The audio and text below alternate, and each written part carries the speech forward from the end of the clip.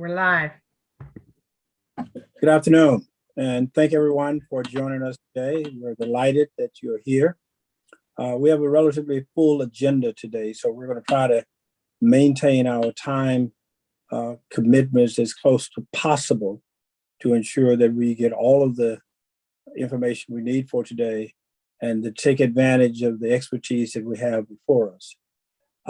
We had, over the last couple of weeks, a very healthy response to the advisory committee applications, I think up around 200, which is quite remarkable.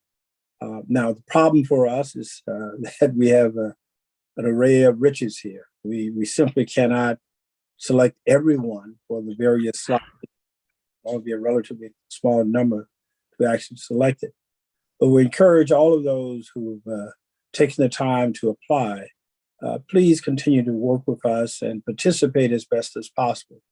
We'll also explore some additional opportunities so that you may be able to participate more formally as we go forward. But again, thank you for your participation. Thank you for the many applications that have come in thus far.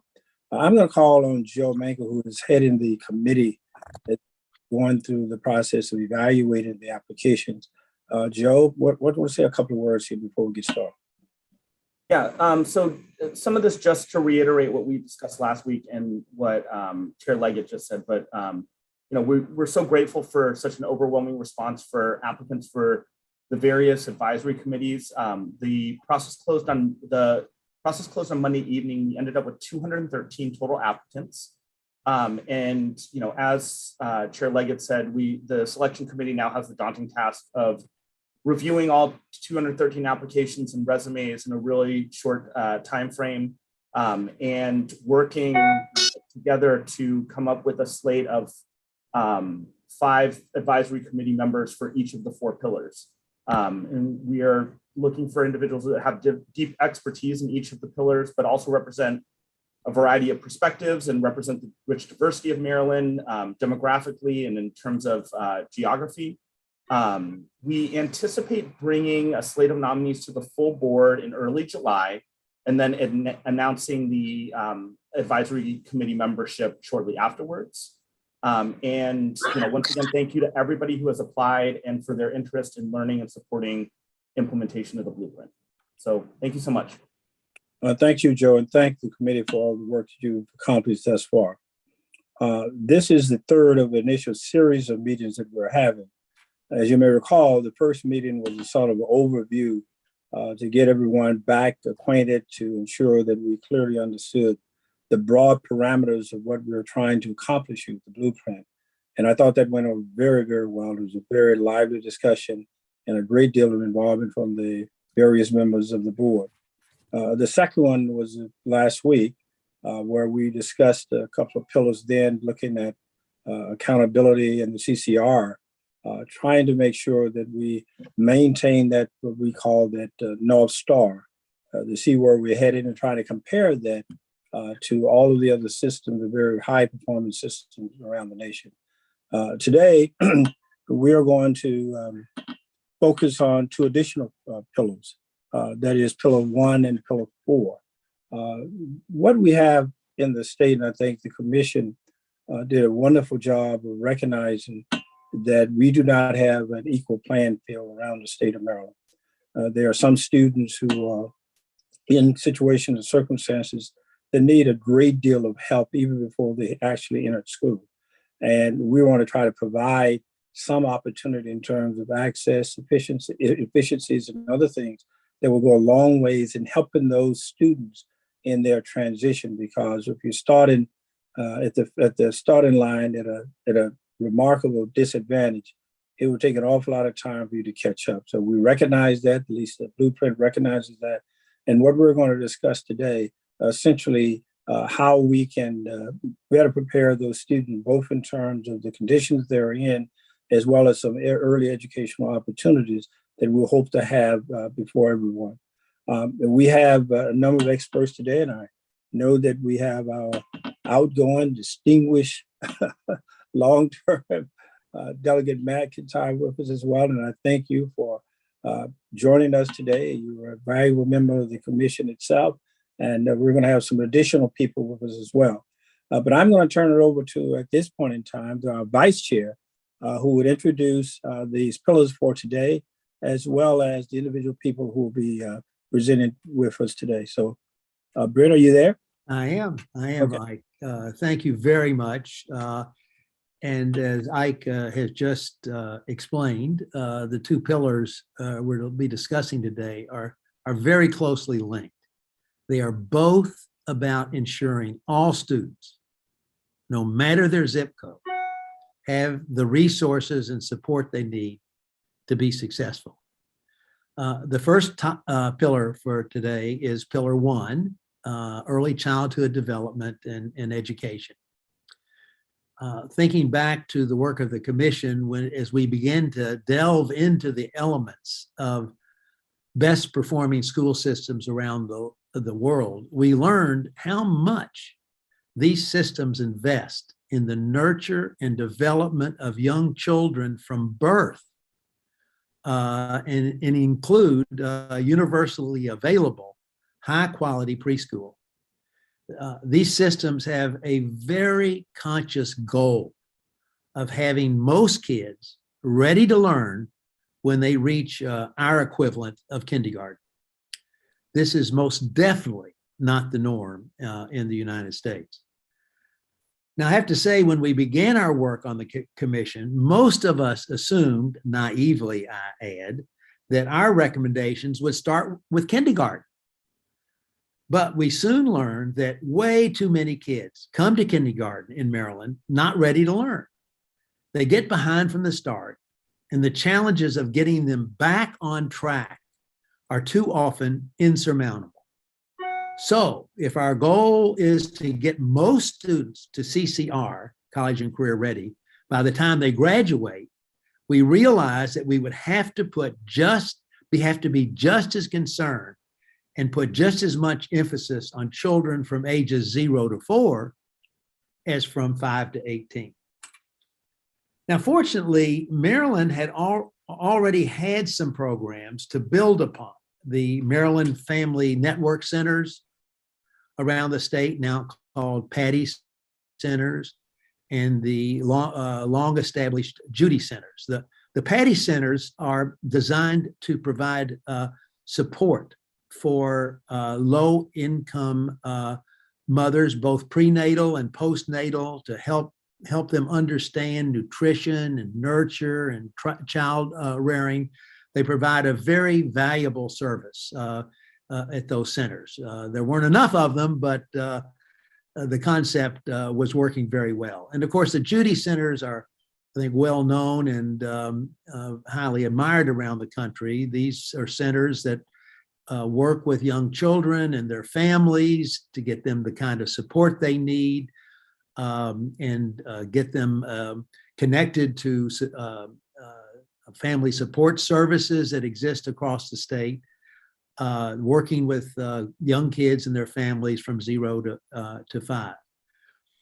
So to ensure every low-income mother had easy access to a PADDY Center and a Judy Center, the commission recommended a significant increase in their number. I think we doubled we've recommended a doubling of the number of the PADDY Centers and a tripling of the Judy Centers, something like that, with an equitable distribution across the state. The commission also recognized the critical role of high quality, and I emphasize high quality, and I'm sure Lynn Kagan will speak to that in just a moment, preschools and getting kids, especially low-income kids, ready to learn in kindergarten. So we recommended universal access to high-quality, full-day preschool for all 4-year-olds, free for all low-income 3-year-olds, and free access to high-quality, full-day preschool for all low-income 3-year-olds. We have 2 exceptional leaders with us today to discuss this pillar.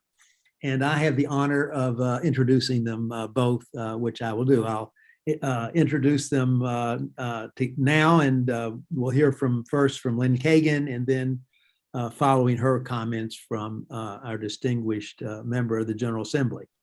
Now, I have to say the commission was very fortunate to have the benefit of hearing from Lynn Kagan as we were wrestling with this issue of early childhood education. Lynn Kagan is an internationally recognized expert in early childhood education and care. She's a professor of early childhood and family policy and co-director of the National Center for Children and Families as teacher at Teachers College, Columbia University. And she's an adjunct professor at Yale University's Child Study Center. Notably and very important for our consideration, Dr. Kagan led a groundbreaking study for NCEE that examined existing and emerging systems of early childhood education and care in countries around the world. In addition to her research, Dr. Kagan works to improve the design and quality of early childhood policies and practices. She's consulted with the White House, numerous federal and state agencies, foreign governments, research institutions, UNICEF, the World Bank, and the Inter-American Development Bank to analyze, plan, and establish early learning policies in over 75 countries around the world. Dr. Kagan is the only woman in the history of American education to receive its three most prestigious awards: the 2004 Distinguished Service Award from the Council of Chief State School Officers, the 2005 James Bryant Conant Award for Lifetime Service to Education from the Education Commission of the States, and the Harold W. McGraw Jr. Prize in education.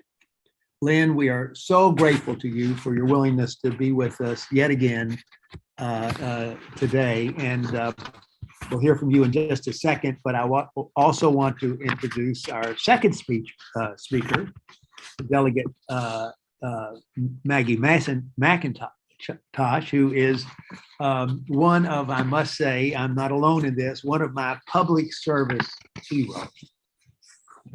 Delegate McIntosh has been a member of the General Assembly, House of Delegates for 30 years and has served as the chair of the Appropriations Committee since 2015. She was a former Baltimore City public school teacher and has been a tireless advocate for young people throughout her long career. Her leadership will be sorely missed as she will be retiring at the end of 2022. I feel I owe a special debt of thanks to Delegate McIntosh because she played such a key role on the commission, and in particular, her guidance and advice and direction and leadership on the two issues we're talking about today: early childhood development and education, and funding equity across the state. The excellence of those two recommendations are in such large measure due to Maggie's leadership. So we'll start with this discussion now, and I'm going to turn the floor over to Lynn. Thank you again, Lynn.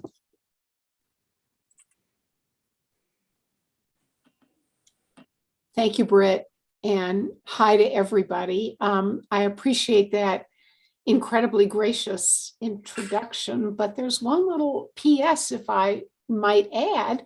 I have deep attachments to the state of Maryland, having lived there, and my only child was born in Baltimore. So I've got Maryland in our family DNA and certainly in my blood, making this a very, very special pleasure. That's great. I'm really overjoyed to be able to share with you the results of a very far-reaching study that was commissioned by the National Center for Education and the Economy, designed to help America learn from what the most progressive countries in the world are doing regarding their provision and organization. I want to underscore that: provision and organization of services for very young children. I'll begin by sharing the rationale, and maybe go to the next slide, please.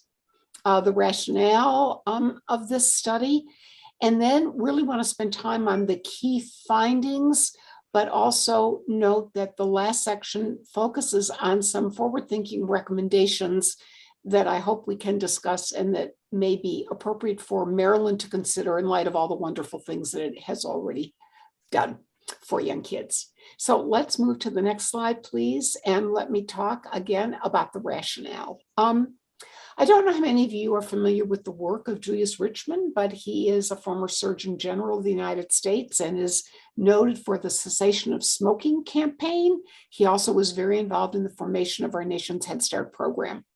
He's been an icon of mine, and largely because he takes complex phenomena and makes them simple. Basically, he said that if you want to change society, you really only need three things. You need a really solid knowledge base, you need very strong public and political will, and you need a social strategy. Next slide, please. So how does this play out when we're talking about young children? Well, I would contend that we really have a good knowledge base. We've got data from the neurosciences, we've got evaluation research, we've got economic research that talks about the benefits, the fiscal benefits of early childhood, and we've got a lot of developmental science. I'm not saying we don't need any more research, but we've got enough knowledge to move. Next slide, please. Thank you. And public and political will. I think we're doing just a pretty good job there. We've got people like your leaders in the great state of Maryland, but we've got states around the country that are increasing their investments for young children.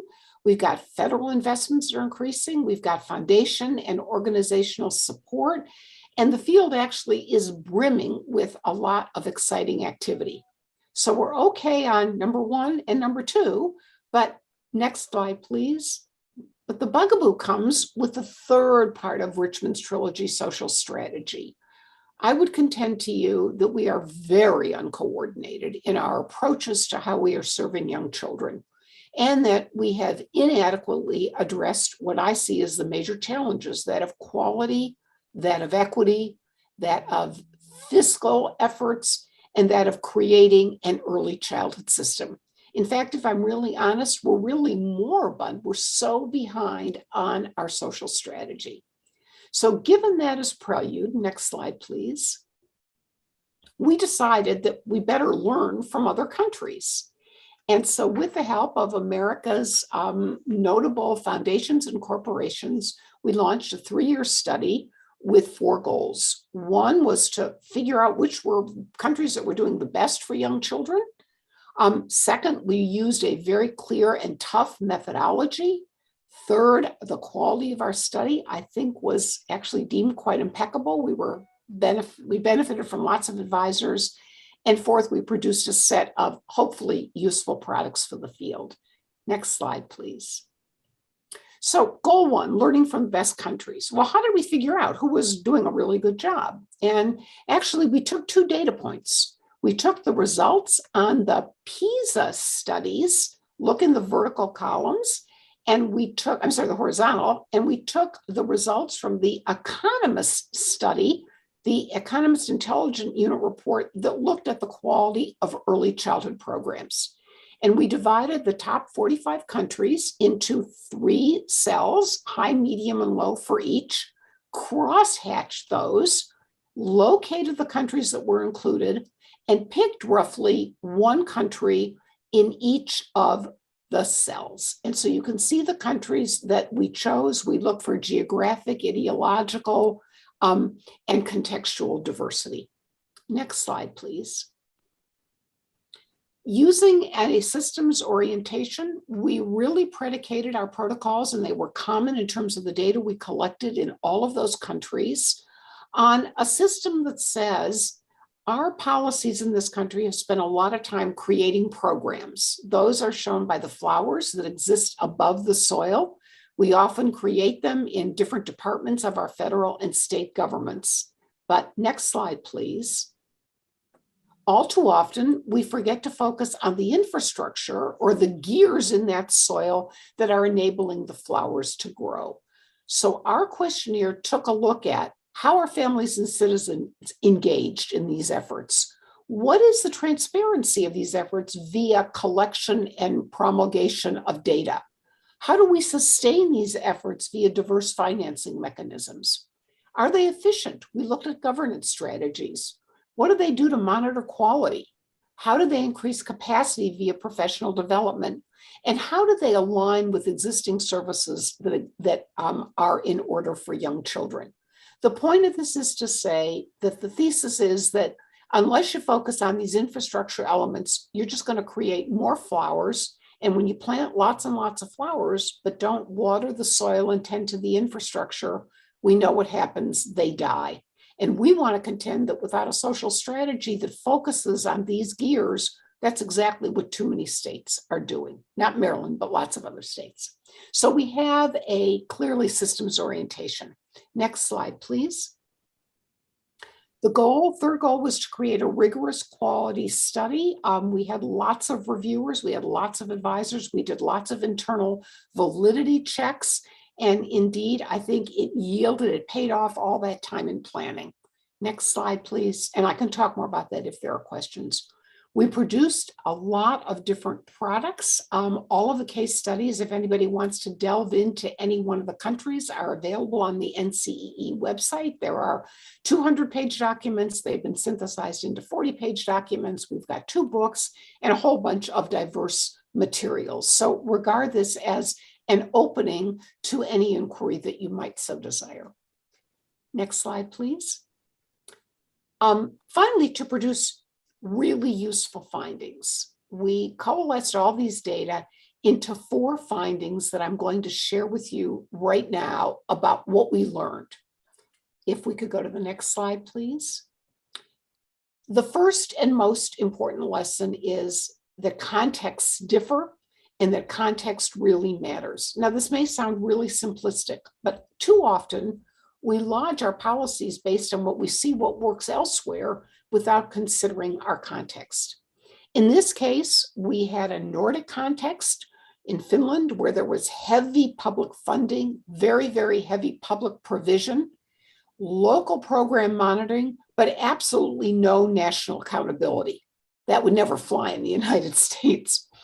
The Asian countries had limited to moderate public funding. They relied pretty heavily on the private sector for provision.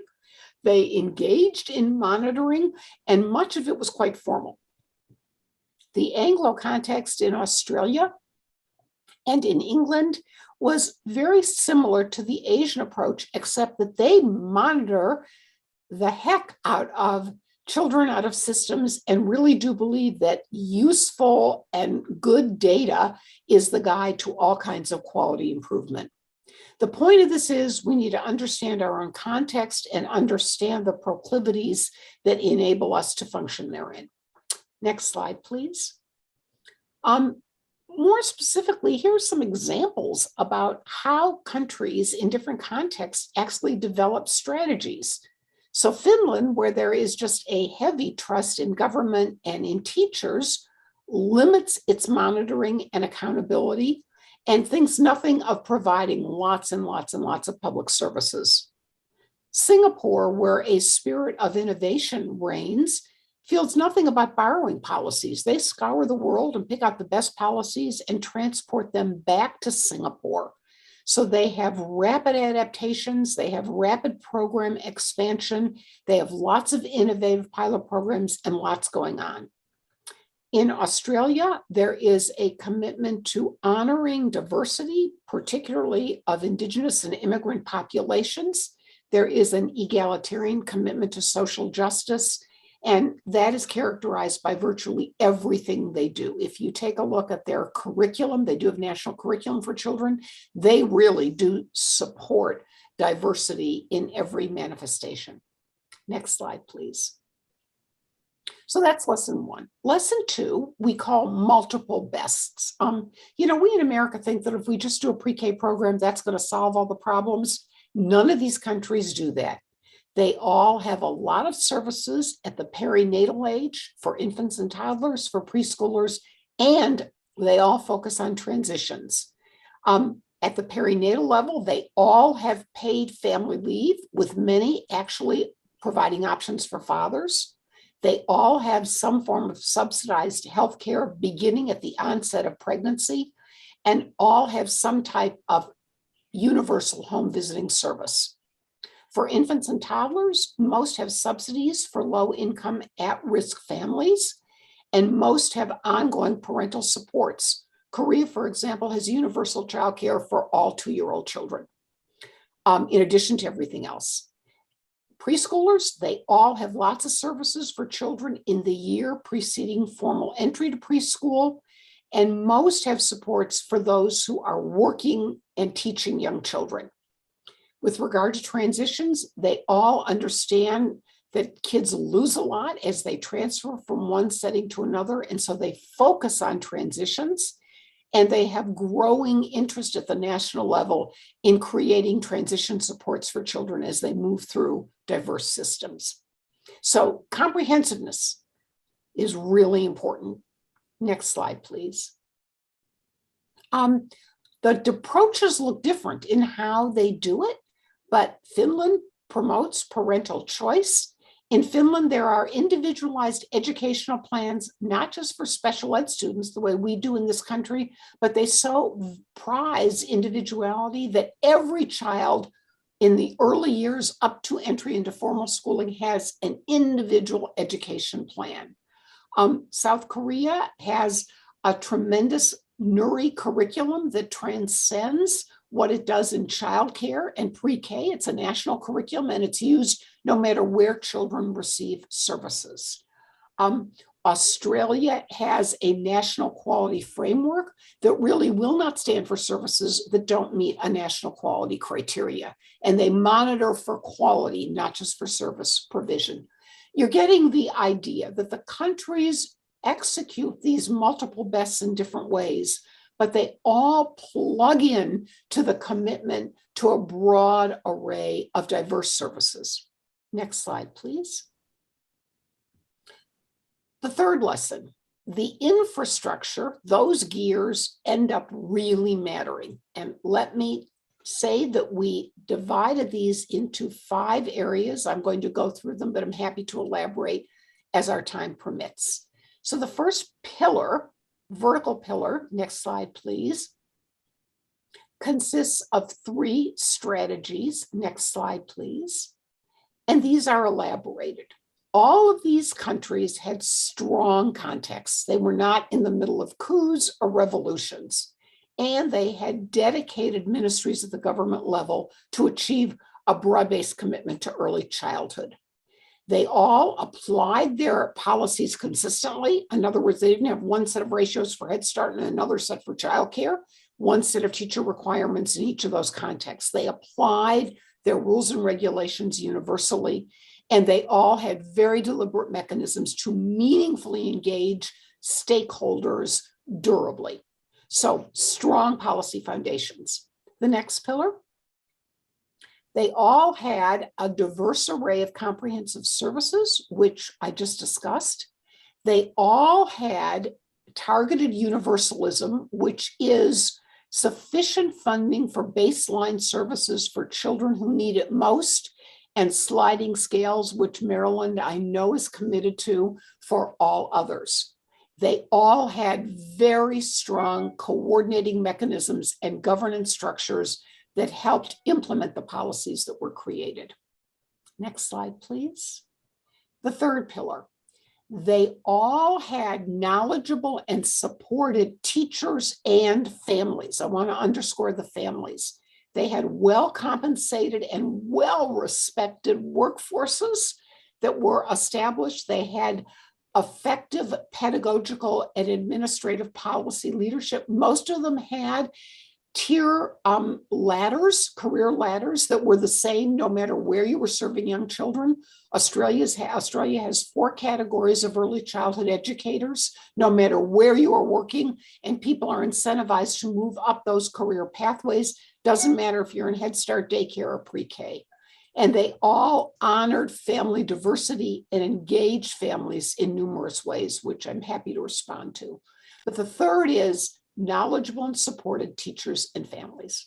The fourth pillar, next, is that they all recognize the importance of high quality pedagogy and made sure that that pedagogy, or what children are taught, what they're expected to experience, what they're able to know and be able to do, is all highly individualized.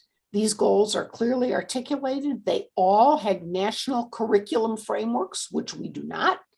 They all individualized for children in a way that allows for in and out and a free flow of tailored services. And they all provision for a continuity of services as children experience transitions. So very important to focus on the quality of what we are providing. Next slide, please. And interestingly, they all collected data and used that data to drive improvement. Some of the countries, not Finland, collected and produced child data. In other words, even as young as 2-year-old children, England has a very elaborated system of data collection, and they collect data nationally on children as young as 2 years old. They all collect high quality program data and regard that as essential. So they look at children as the unit of analysis, programs in the universe as the unit of analysis.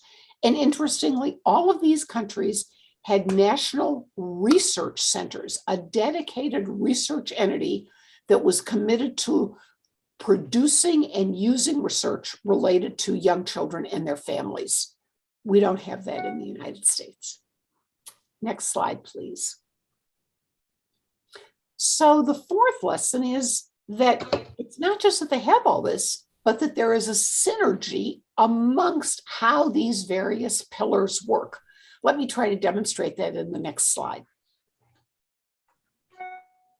So next slide, please. Let's take a look at this issue of national curriculum frameworks. It's okay that they have it, but how do they use it? How does it affect everything else they're doing? Next slide, please. Well, they maintain that everything's got to be individualized regarding pedagogy. Next slide, please. They individualize the continuity of experiences. They use that pedagogy to collect child data. So they're not collecting data, as so many of our metrics do, on stuff that children are not even exposed to. Next slide, please. They use it to collect program data. So it's all integrated and linked, and they use what they want children to know and be able to do to train their workforce. So their teachers are trained in how to evoke what children should know and be able to do. It's not that we've got one set of documents in one corner and another set in another ministry. It's all integrated and linked, and you can draw lines between this. We don't do that in the United States. Most states anyway. Next slide, please. They also use it to fund. They incentivize funding via pedagogy. Next slide, please. Let's look at child data. Next slide, please. So they link the child data to the program data. They make sure that they know what programs children are doing well in and where they're not doing well. Next slide, please. They link the child data to pedagogy. Next slide. They link the child data to make sure that even in their data collection, they individualize. Next slide, please. They link and they assess for continuity of experience for young children. Next slide, please. They create services that are comprehensive and see data as a natural part of what they do. Next slide, please. They fund the collection and the use of data over time. They create policies that support child data, so there's a public acceptance of the collection of data. I think you get the idea. Everything is linked. What are our recommendations? Let's go forward. I've got 3. General recommendations, recommendations for our contemporary context, and then recommendations for Maryland. Next slide, please. We need to use clear and consistent definitions and distinguish what we mean by early childhood education and care, that is, services that are focused around educational pedagogy, and comprehensive early development. Those are the host of services that children need, including health, mental health, and support services for families. Second, we need to broaden our vision of outputs. We need to focus on quality. We need to focus on equity, on the sustainability of services. So many early childhood programs in our country are launched today under the aegis of one governor or one legislature and then dissipate tomorrow.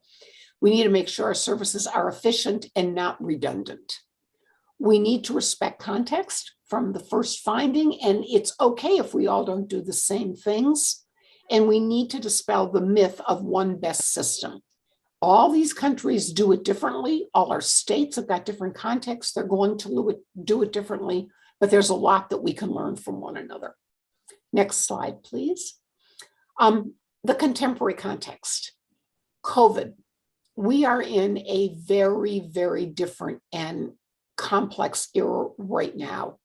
In a way, COVID's been good for early childhood because we see that early childhood and comprehensive early development really matter to families and states and the economy. The workforce is contingent on having really high quality and early childhood services that are open. We've learned workforce lessons. We've learned that we need a stronger commitment to the caring communities, be they in the nursing field, be they the early childhood field. And that includes a real strong commitment to revisioning comprehensive career ladders, to improving working conditions, to making opportunities more flexible. And finally, there are systemic lessons that this has taught us. We understand that we no longer can work in isolation. The right hand has to know what the left hand is doing. And this is where all those lessons from the foreign countries help us in figuring out synergy between what we are doing. I would say that we learned from the experience, the COVID experience, that we've got to focus on governance and we've got to focus on the infrastructure. I think we wasted a lot of money in implementing COVID and frankly in implementing the ARA efforts because our efforts were not coordinated and were not systematically planned. And finally, what does this mean for Maryland? Maryland, next slide, please. Maryland is really a leader among states. And I don't say that to flatter you. I say it wherever I go. And my prayer would be that you continue your tenacious commitment to being at the cutting edge and to understand that innovation brings challenges. Not every innovation is successful, but if we don't innovate, we're not going to have success. I think broadening the vision holds true for Maryland as well as other states. We've got to be more focused on equity, both of access and equity of outcomes. We've got to be focused on sustainability and efficiency. We've got to focus on broadening our services. The fact that we have invested in the Judy and the Panty centers is it's wonderful. And that needs to be taken into consideration. We're not going to have successful early childhood services if we do services for 3 and 4s only. And finally, focusing on the infrastructure, I think Maryland has done a really good job, but perhaps could do even more on looking at these very important infrastructure elements and focusing on data provision, data use, and on the integration of services through an allied and really well-functioning governance mechanism. I'm going to end there. I hope I haven't taken too much time, and I look forward to questions as we go forward. Thanks, everybody. Thank you. It's very informative, and I appreciate the details. And I'm sure some of this information is around for us to review a little bit later, I assume, right? Yes, definitely. Okay. Britt, you want to go to the next section right quick? I think Maggie is going to make some comments now. All right.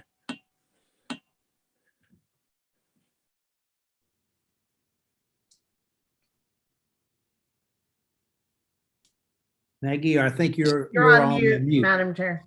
Yeah. That is the what is it? That's the saying of the decade. You're on mute. Sorry about that.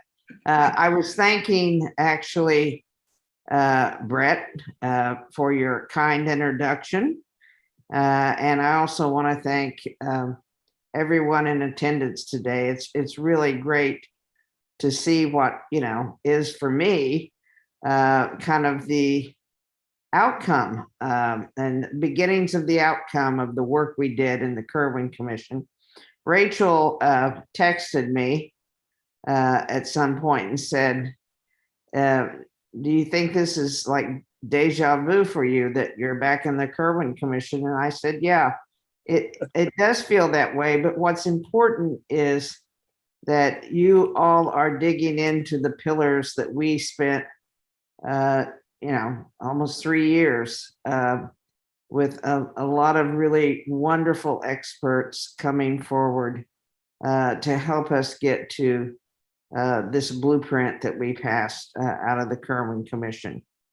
I'm going to touch upon, the pillars being mentioned, the early childhood and also concentration of poverty, but it is appropriate, I think, as the previous speaker mentioned, that we also have to tie in to our discussion today, not only lessons learned, but also the advanced needs that we feel because of the pandemic. And if anything kind of laid open for us to look at the inefficiencies that we have, the gaps we have in many of our systems, health system, education system, so on and so forth. The pandemic did serve that for us. But let me first start with really following up on the discussion about early childhood. I have a very good friend who runs a Judy Center.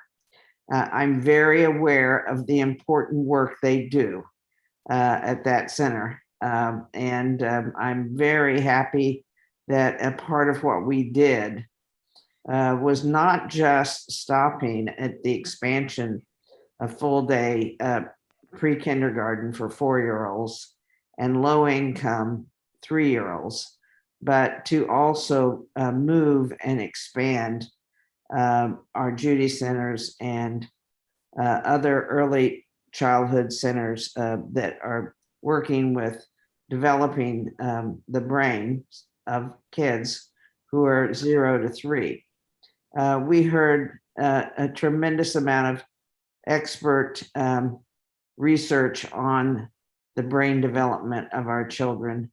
But I can tell you just anecdotally that just 2 weeks ago, I joined with the Speaker of the House and President of the Senate and went out to a nonprofit that packages up diapers in 25 packages and gets them out to low-income people and families where they need diapers. And I learned firsthand, what is the importance of, providing diapers to families that have moved out, the health implications that, and the health factors that these diapers help to alleviate. Well, my friend in the Judy Center is one of the recipients of these diapers on a weekly basis. And so it's not just enrichment and brain development and the kinds of things that they do at these centers.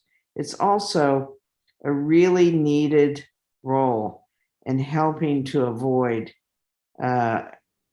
infections in kids and all sorts of other issues because their family can't afford diapers or they run out of the money to be able to purchase diapers in the third week of the month.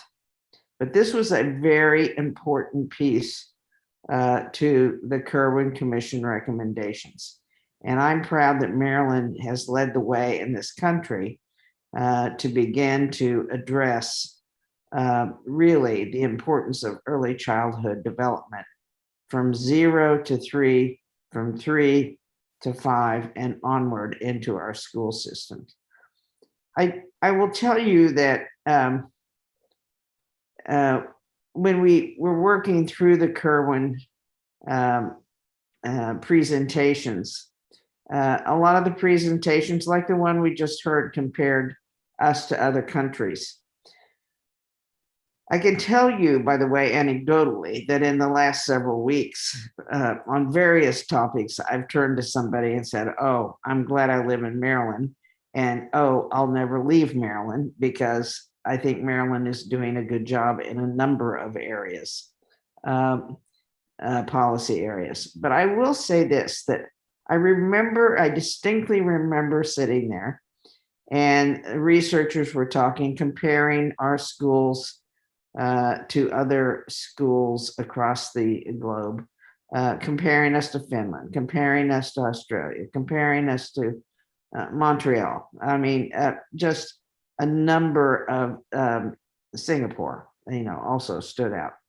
And I remember there were a number of commissioners that felt uncomfortable with this approach. Well, we're not Singapore. We don't blank, blank, blank, or we're not, Montreal. We don't whatever. And they kept trying to, get the presenters to admit that we weren't like these other countries, like Finland and Denmark and others. Finally, one of the presenters said, you're right. And this was the aha moment for me. I've repeated this 100 times. The researcher, the presenter to the commission said, you're right. America is different because unlike these other countries just named, we allow our children, many of them, to grow up in poverty.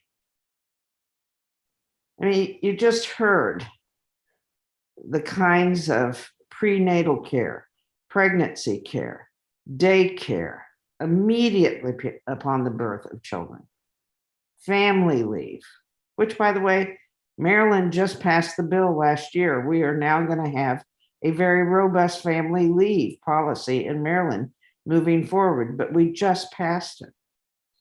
But there are so many supports and so many things that other countries do to support their families, support their children, support the healthy outcomes that you see in the lives of these children. And so we don't, we do let so many kids grow up in poverty. And, as a person who represents Baltimore City, I'm keenly aware of this, but I also want to make the point right now, not later on, to tell you that, from a historical perspective, because I was around when the Thornton Commission did its work, and now the Kirwan Commission doing the work we did. Poverty in Maryland hasn't contracted. It's not less than it was 20 years ago. It's more than, and it's spread. Concentrations of poverty, as I will describe it, exist, unfortunately, in every county.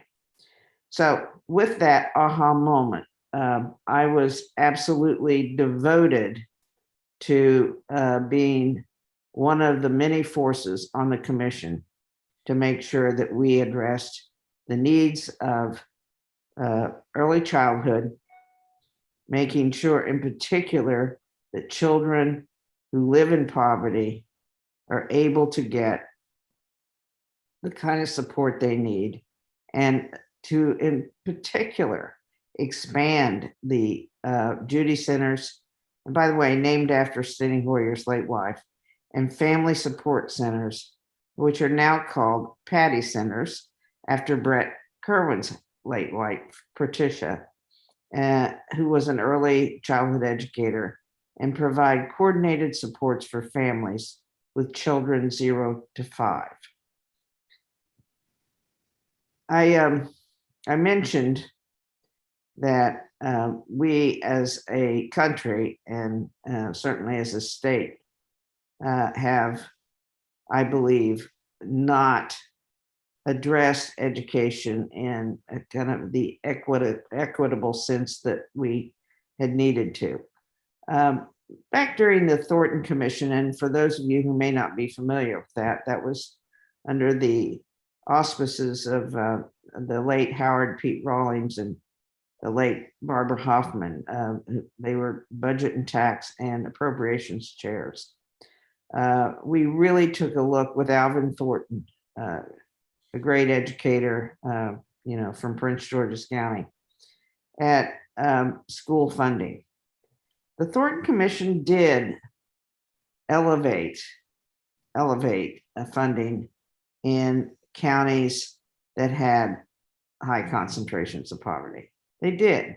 The money followed. It was an allotted amount of money that followed that per child that went to the system. So that on top of the education formulas, there was a poverty, quote, I would call it, grant to the system that helped to address and close gaps where we saw them in learning.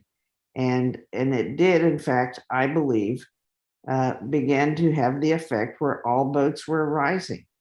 I very much remember the years following the Thornton Commission, the Bridge to Excellence, as we called it, was passed. And I do remember in my own Baltimore City schools watching the scores in reading and math and the sciences increase.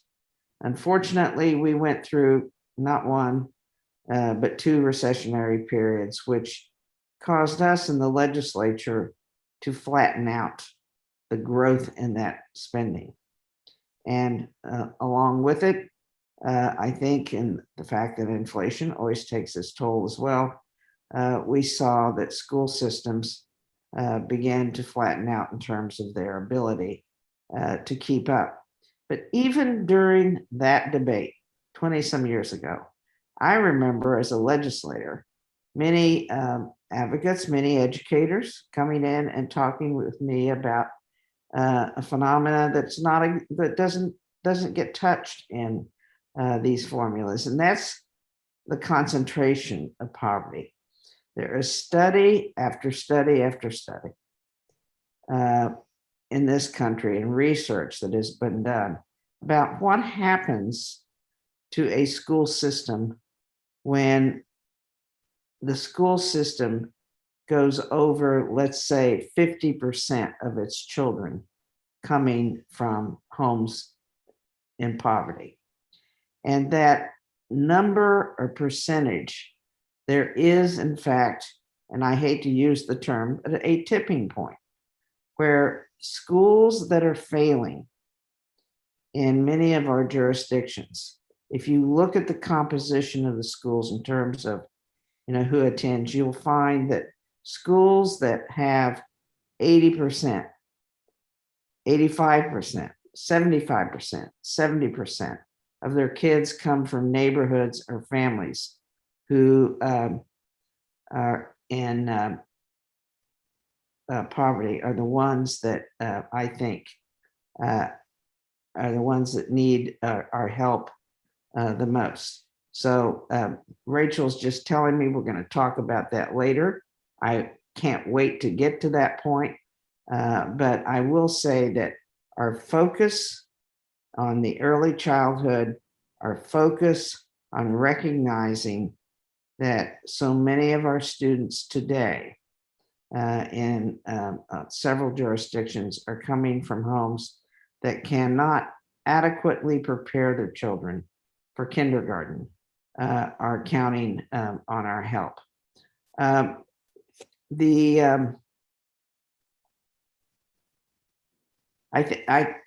Rachel, is it fair that I should stop there and wait to talk more about concentrations of poverty later? Yeah, I think you do so. perfect, I Yeah, think, yes. yeah, I think you should want get the questions in before our guests have to leave. Sure, Then we'll, absolutely. Go why ahead. don't we explain the questions while she's still here, Rachel? Yes, exactly. I think Lynn has about 15 minutes or so for questions. Lynn, take it away. I enjoyed listening to you so much. Thank you. So Dr. Kerwin has his hand up. Yes. Thank you both for just stellar presentations. They really help ground us in the importance of this pillar. My question, since you have to leave, Dr. Kagan, has to do with preschool and the quality of preschool. You read a lot about the fact that It's not enough just to have kids in something we call preschool. It's what's going on in that school that really matters. And the commission was very concerned about this fact. This, how are we going to know? We're going to be investing a lot of money in preschool. How are we going to know that we are hitting a quality standard? And turns out that Maryland had developed some sort of measure of quality. Rating system. And I think initially we're allowing, it has a range of 1 to 5, and we're initially allowing the private providers to be at 3, but they have to move towards a 5 over time. And our public providers, I think, can start at 4, but they have to move to a 5 as well. So I don't know if you're familiar with our index, how we're measuring this quality. If you are, I'd love to know your thoughts about its validity. But if you happen not to be, and I could imagine you're not, if you could maybe describe for us what are the elements that make for the kind of high quality preschool experience that we need to have for these 3 and 4-year-olds. Great. Well, I, at one point, was very familiar what Maryland was doing on this because it was state of the art for the nation. I've lost a little bit of track of that. And so it would be presumptuous and erroneous of me to actually comment on the Maryland context in particular. Right. What I can say is that most countries that are measuring and are collecting data on how both children and programs are faring look at an array of variables. So data are often collected on children. And the data, however, are not conventional metrics like standardized tests. They really are often portfolios that are collected of children's work that are evaluated with and in conjunction with parents. Children are often asked to kind of review their own work and to comment on it. Teachers comment on children's both academic and social and emotional development, on the degree to which they approach learning with curiosity and with motivation. So we are growing in our metrics for really looking at children. The scales that you were talking about also looked at what are the quality ingredients for individual programs. And indeed, we have got, every state has developed, or most states, their quality rating and improvement system, which indicates the nature of the criteria. Some of them are around structural properties like size of classrooms, amount of materials, accessibility and placement of materials. Some of them are around process variables. How are teachers actually engaging children meaningfully? What is the nature of their verbal communication? Are they asking open-ended or closed-ended questions? So we look a lot at what teachers are doing. In many, many metrics, we look at how are the cultures of the children being represented in the classrooms? Are home cultures being honored? Are home languages being honored? So there are metrics that are constantly improving for looking at program outcomes. And I would say, quite frankly, we are far more sophisticated globally on measurements of program quality than we are on measurements of child outcomes. One additional comment. It used to be that we all had a common understanding of what constituted quality. So it was pretty easy to measure what quality was. I think there is a lot of open debate. Indeed, we have now a National Academy of Sciences panel that was just launched on taking a look at quality frameworks for early childhood programs. And once that commission finishes its work, we will have a more nationally recognized benchmark of how experts and research is combining to really reconsider quality in admittedly a very, very changed context. What constituted quality, 20 years ago is not necessarily quality today, in part because of generational poverty that was, just referenced, in part because of the changing demographics of our population, because of the changing needs of our population, and because of changing expectations for what families and policymakers want out of early childhood programs. So it's to be continued in terms of this ongoing discussion about what really constitutes quality. The National Academy of Sciences study is very timely for us. So that's good to hear that. When will that report be out? Do you know? The commission just started its I see. work, so I imagine it will be, normally those reports take about 18 months. So I imagine it will be a little bit of time on that, but it really is taking, they noticed from our study that all these other countries have quality frameworks and that we indeed as a nation do not have it. And so they are really beginning with ferocity to examine this. Good. I had a question. I do hear a great deal about the inconsistency of comparison. I think that's sort of a red herring to a degree. But in your comments, you used the phrase, when you're looking at a number of the other countries, you said, having all of this, and you reused that phrase repeatedly. And one that stuck out was just, for example, a knowledge-based teachers and families. I use that only as an example. One way you can look at our challenge is that we have all of the ingredients. Think about an orchestra.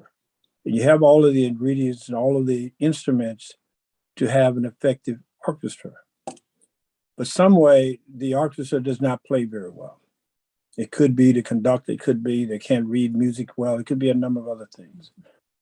And therefore, one country task is to make sure that they get everybody on the same page in terms of the music and the direction, what have you.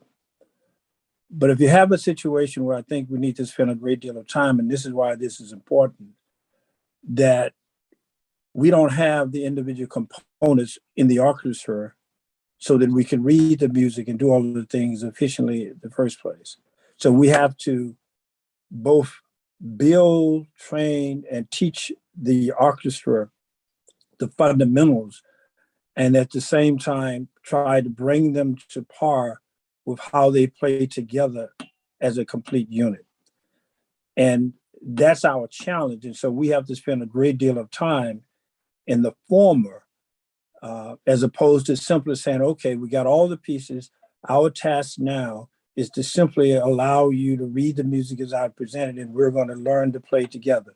But if you don't have all of that, you have to spend a great deal of time both training, teaching the fundamentals of how to play, how to read the music before you get to the point of being an effective orchestra. And when you say having all of this, I'm not sure we have all of those individual pieces in place, and we need to focus on how we get those in place in the first place. You've captured the message of this study so beautifully and so succinctly. That is the challenge of America. We simply do not have a majority of those pieces in place. It's not just that we're missing one or two, we don't have them. And apropos of the point that was made earlier, we have pockets of poverty and an unwillingness, a limited social contract with our children and families that is prohibiting us in many ways from being successful in reaching these goals. I do want to say that I think international comparisons are helpful, not because we look like these other countries, but actually because we look different. And we know that we learn when we appreciate people's differences and when we appreciate and grow from differences and learn from those of other countries. And so this study aimed to really say, here's what you need to be in place to have a really successful system. And America, we indeed better get going. I'd like to make one other comment. With the exception of Finland, and this is a big one, with the exception of Finland, which relies on a 66% tax base, which we will never come to in this country, most of these countries do a far better job of relying on and working collaboratively with the private sector than we do. For example, in Hong Kong, none of the direct services for children and families are provided by government. They are provided, except for very poor children. They all happen within the private sector, and government funds are used to support the infrastructure. Think of that diagram of the flowers and the gears, that all of that money goes in to create the infrastructure elements and to make sure that they are working together, allowing the private sector to do its work more effectively. And I do want to say that in our country, we have disparaged the engagement of the private sector in early childhood education. We have, and for good reason, by the way, they have not offered quality. But if indeed we put in quality mechanisms to control what they do, as all these other countries do, we would have an untapped resource. We aren't, this is where the context finding comes into play. We are not using what is our essential raison d'etre, notably American entrepreneurialism, to its advantage in the construction of effective social programs. So it demands a bigger and more inventive think, as well as, and relying on a variety of contributors to create those elements of the infrastructure that we've discussed. Thank you. Any other questions, Rachel? Yes, Dr. Doss? My question was answered, actually. So thank you. There you go. Are there any other questions? If Rachel, Yes. if nobody has their hand up, Yep. I have another question. I think we have just a few more minutes with I was very interested to learn that internationally private providers play a significant role. Here in Maryland, we can't do this with just public providers because we don't have the facilities, we don't have the teachers, et cetera. And getting the private providers on board to do this at the quality standard we're seeking is quite a challenge. I wonder, is there any guidance or observations or thoughts you can offer us on this point? In particular, looking, maybe is there something we can learn internationally how this has been made to work? Because I think it will be a challenge for us.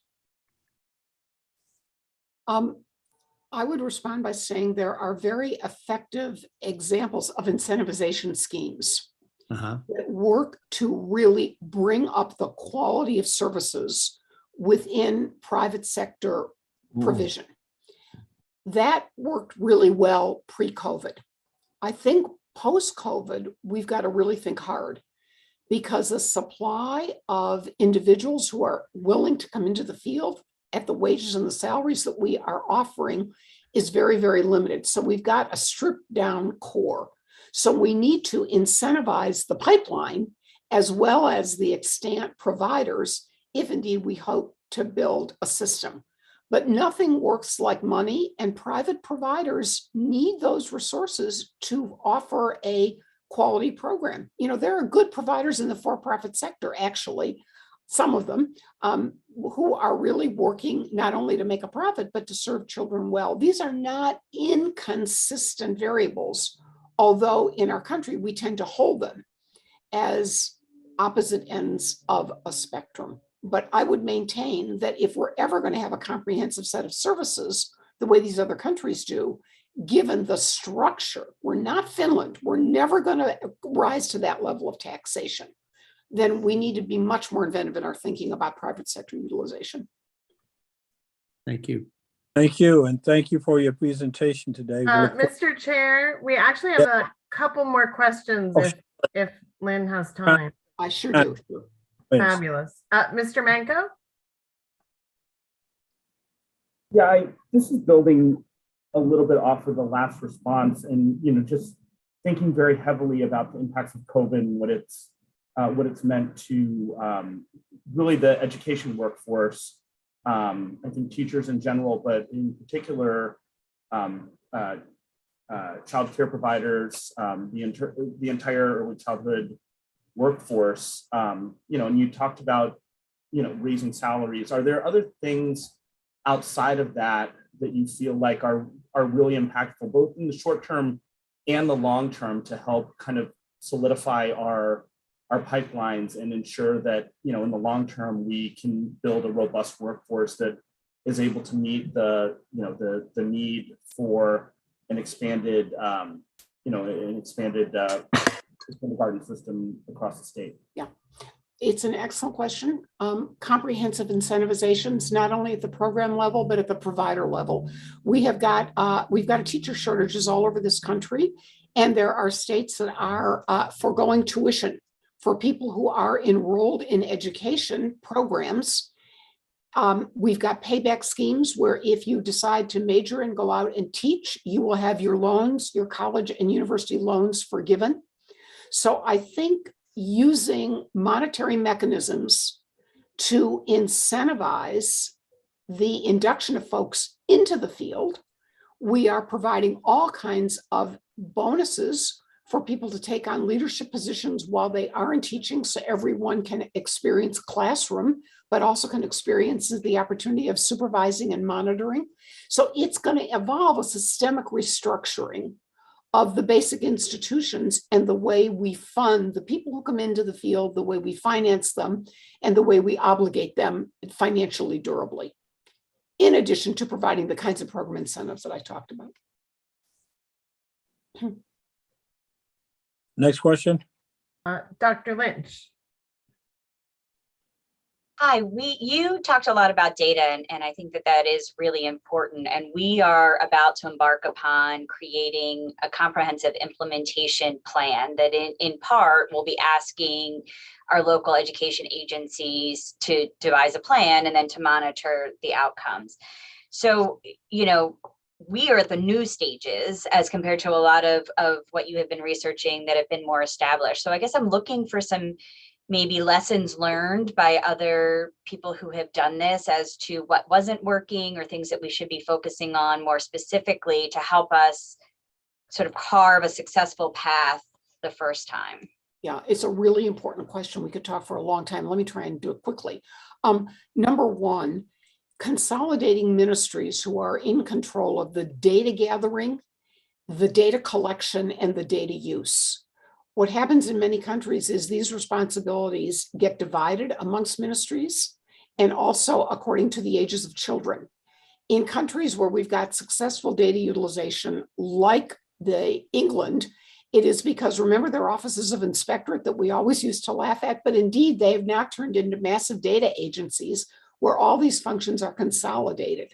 So I think you need to look at your governance strategy in addition to the data collection mechanisms to make sure that you're streamlined. Data collection is expensive, data processing is expensive, and making sure that we are eliminating redundancies, and that often happens when you've got consolidated governance and consolidated planning across ministries. The other issue is that, you know, health has done a better job than education on data collection. We've got health passports for children in a majority of states in the country.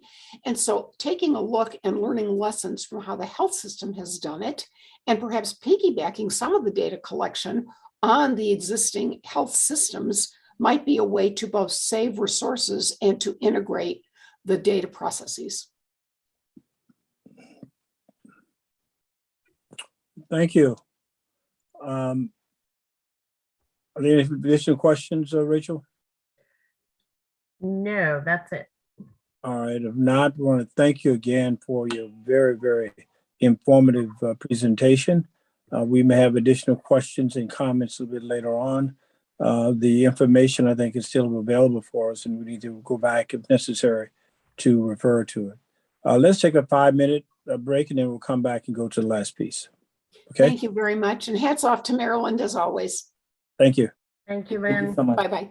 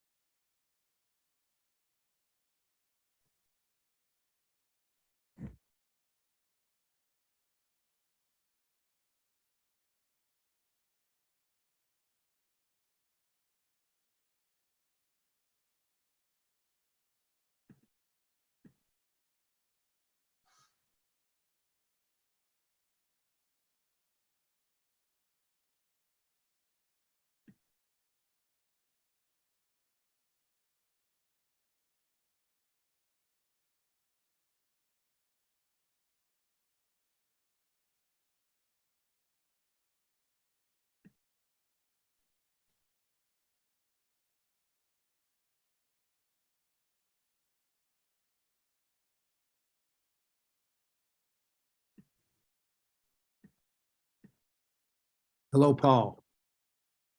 This is Britt Kerwin. Hi, Brett. How are you? I wasn't getting any sound there, so I was a little flummoxed. Yeah, right. Well, thank you so much for coming and being with us today. Oh, it's my pleasure. Thank you for I inviting me. really appreciate it.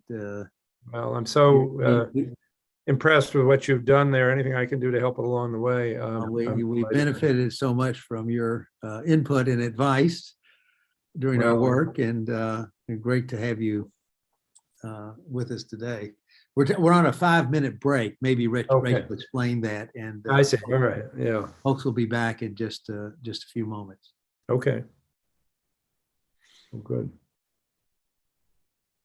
So we're starting right up at 3, Rachel, then? We should be starting up in just a minute, actually. We're almost to the end of our 5-minute break.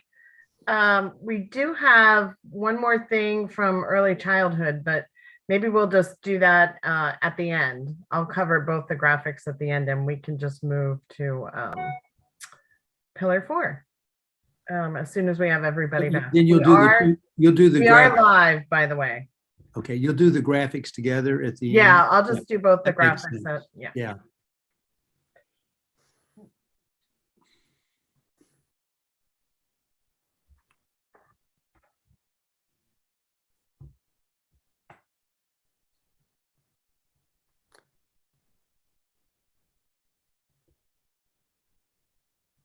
And Rachel, you'll tell me when the question period is over. I mean, you'll control that period. Yes, we'll let you know. Yep. So I'm gonna go about 20 minutes of presentation and then the rest questions.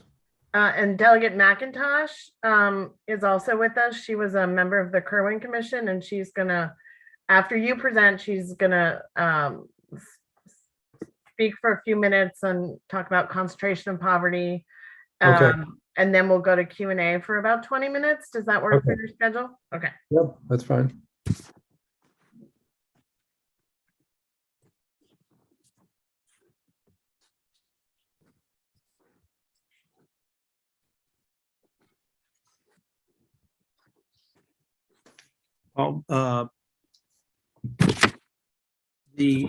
Massachusetts has been much in the news of late on education. Yes, we have. Well, we've got a lot of changes going on in Boston right now. Be curious to hear a bit about that. And it's primarily Boston, isn't it? Where primarily Boston been in the news because we have a new mayor, and we have a new. We're about to get a new superintendent of schools, and we also have a threatened state takeover relative to the Boston public schools. Right. I don't think it's going to happen, but it's generating a lot of discussion. Yeah, so it's a lively time. Yeah. Yes, indeed. Tough time to be a superintendent of schools. Well, there never was an easy time, but I think it's as hard now as it's ever been. And I sometimes say I think it's the hardest job in America. That from a college president. Yeah, right. Well, you're fortunate to have the superintendent you have in Baltimore. Yeah. She's a good example of what we. So you know her pretty well. I do. Yeah. But it's harder and harder. You know, we have a very high attrition rate of superintendents now. Is that right? What do you have any idea what the yeah, well, I see our chairs back. Yeah, here. I think we're about ready to get started. Everyone here, Rachel? Rachel? Yes, we have everyone, and we do have our next speaker. So Okay. We can just move along, and then I'll do the 2 graphics at the end. Okay, why don't we go and start? Britt? Okay, thank you, Ike. So we're now going to move to Pillar 4, which is about ensuring that all students have the funding and support they need and deserve to be successful. There were lots of aha moments in the work of the commission, but I would say the biggest aha moment came when we were exposed to data showing that Maryland, rather than being a progressive state in funding equity, for schools serving low income kids. We were considered a regressive state. In fact, one study showed us the 15th most regressive state in the union, and I think even for insiders, this came as a surprise, because the Thornton investment had certainly begun to change the funding equity situation, but over time, with the recessions and other things, we had really slipped back and become, as I say, considered a regressive state. So it was, I think, just an absolute determination on part of everyone on the commission that this had to be corrected and that we had to do right by all kids. And the basic strategy was, we talked about the early childhood, there was a huge investment there, but was to create many, many, many more community schools, and define them in a way where there was all sorts of added supports, counselors, both academic and social and health well-being, making these centers that would bring families into the school to help with the preparation and development of their children, to provide after-school academic programming. And so at the end of the day, we and not only after school, but summer academic program. And at the end of the day, we recommended, which became part of the blueprint, that any school serving 55% or more low-income kids would become a community school and have all these additional resources. But as Maggie was starting to explain, we went further than that, because what we learned was that as the concentration of poverty grows, the challenge in the school increases. And so not only did we make 55% low-income a community school, but we increased the funding, recommended the increase of the funding for those schools on top of being a community schools as the concentration of poverty rose, which I think was, at least we thought, a real innovation in this regard. In all of our work, we frequently look to Massachusetts. Massachusetts has been seen as the best performing school system, has been considered the best performing school system in America, and in many measures ranks right up there with some of the best performing school systems in the world.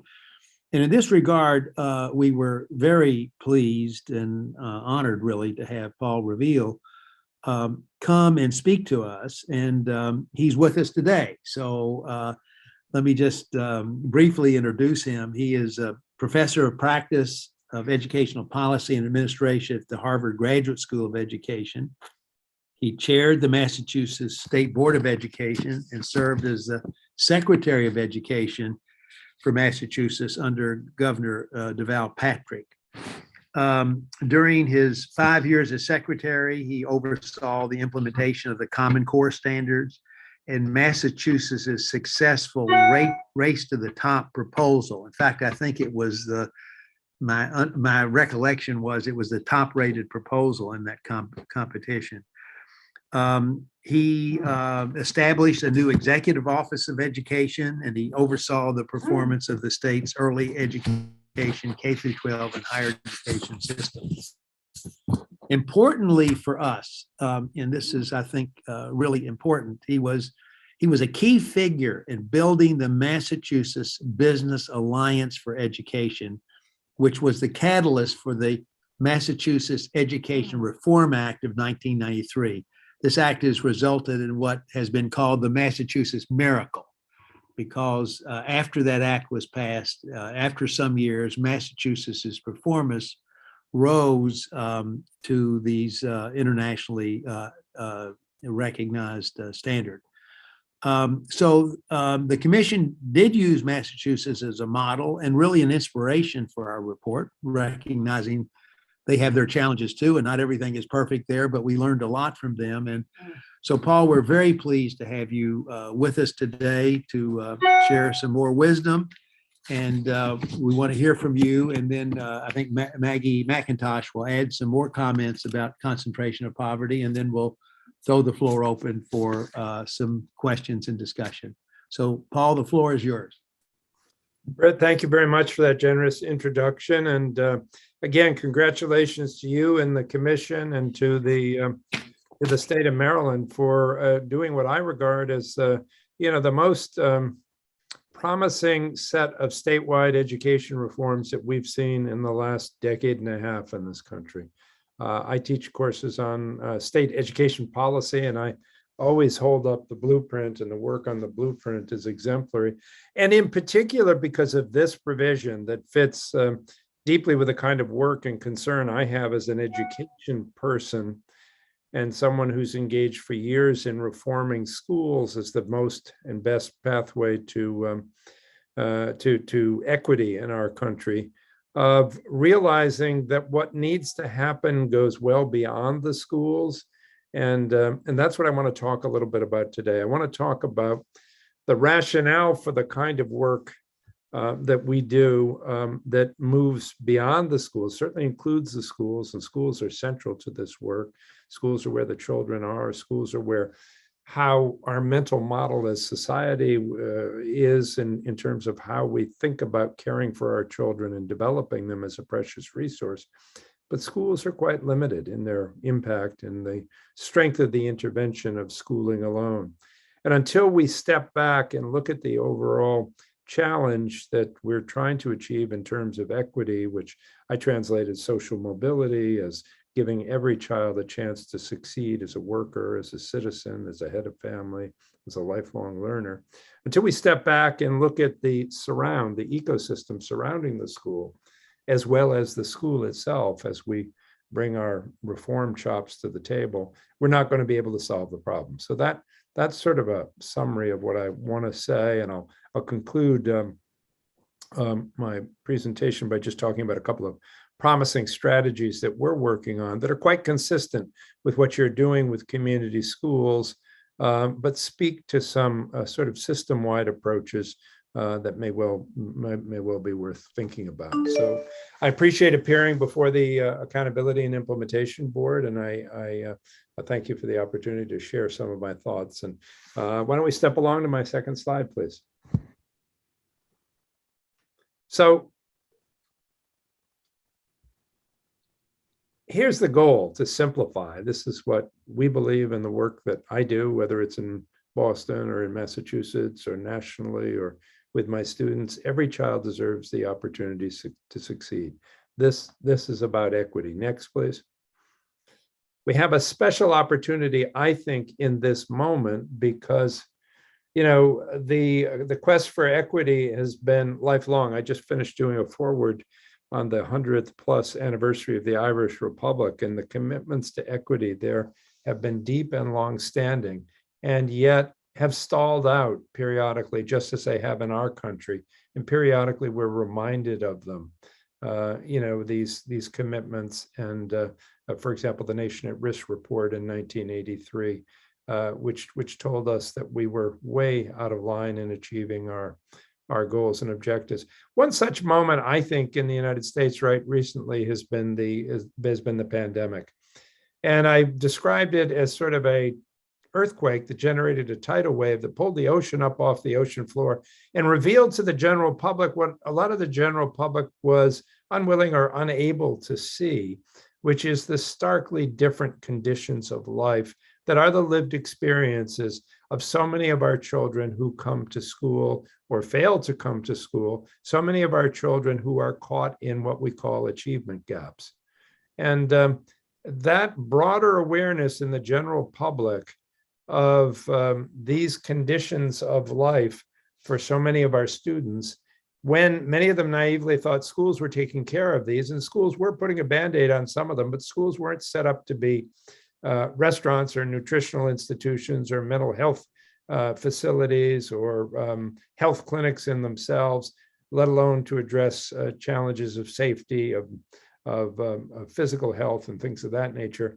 But we have an awareness that creates the possibility for some urgency of really doing something about this, which is what you're all about. You've already made a commitment to doing something, and now you're thinking about how best to implement it.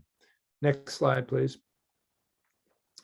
Horace Mann, the founder of what we think of as modern public education and established that system here in Massachusetts, thought of education as a great balance wheel of our society, of the pathway to equity. In other words, if we gave everybody a common school, everybody came to the same school and had an opportunity to get the same curriculum, that would level the playing field and create an equal opportunity meritocratic kind of society.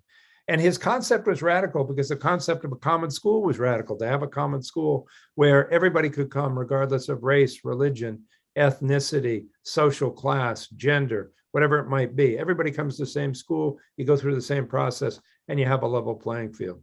Well, it's never actually worked out that way. Worked better in other times, like the early 20th century, where 90% of students were really educated to a level where they could do low-skill routine jobs, and 10% at the higher level. But by the time we get to the end of the 20th century, where most people need to do high-skill, high-knowledge kinds of jobs to be part of a 21st century economy, that old system that we designed for another purpose and another time isn't really, despite all our attempts to reform it, up to that job.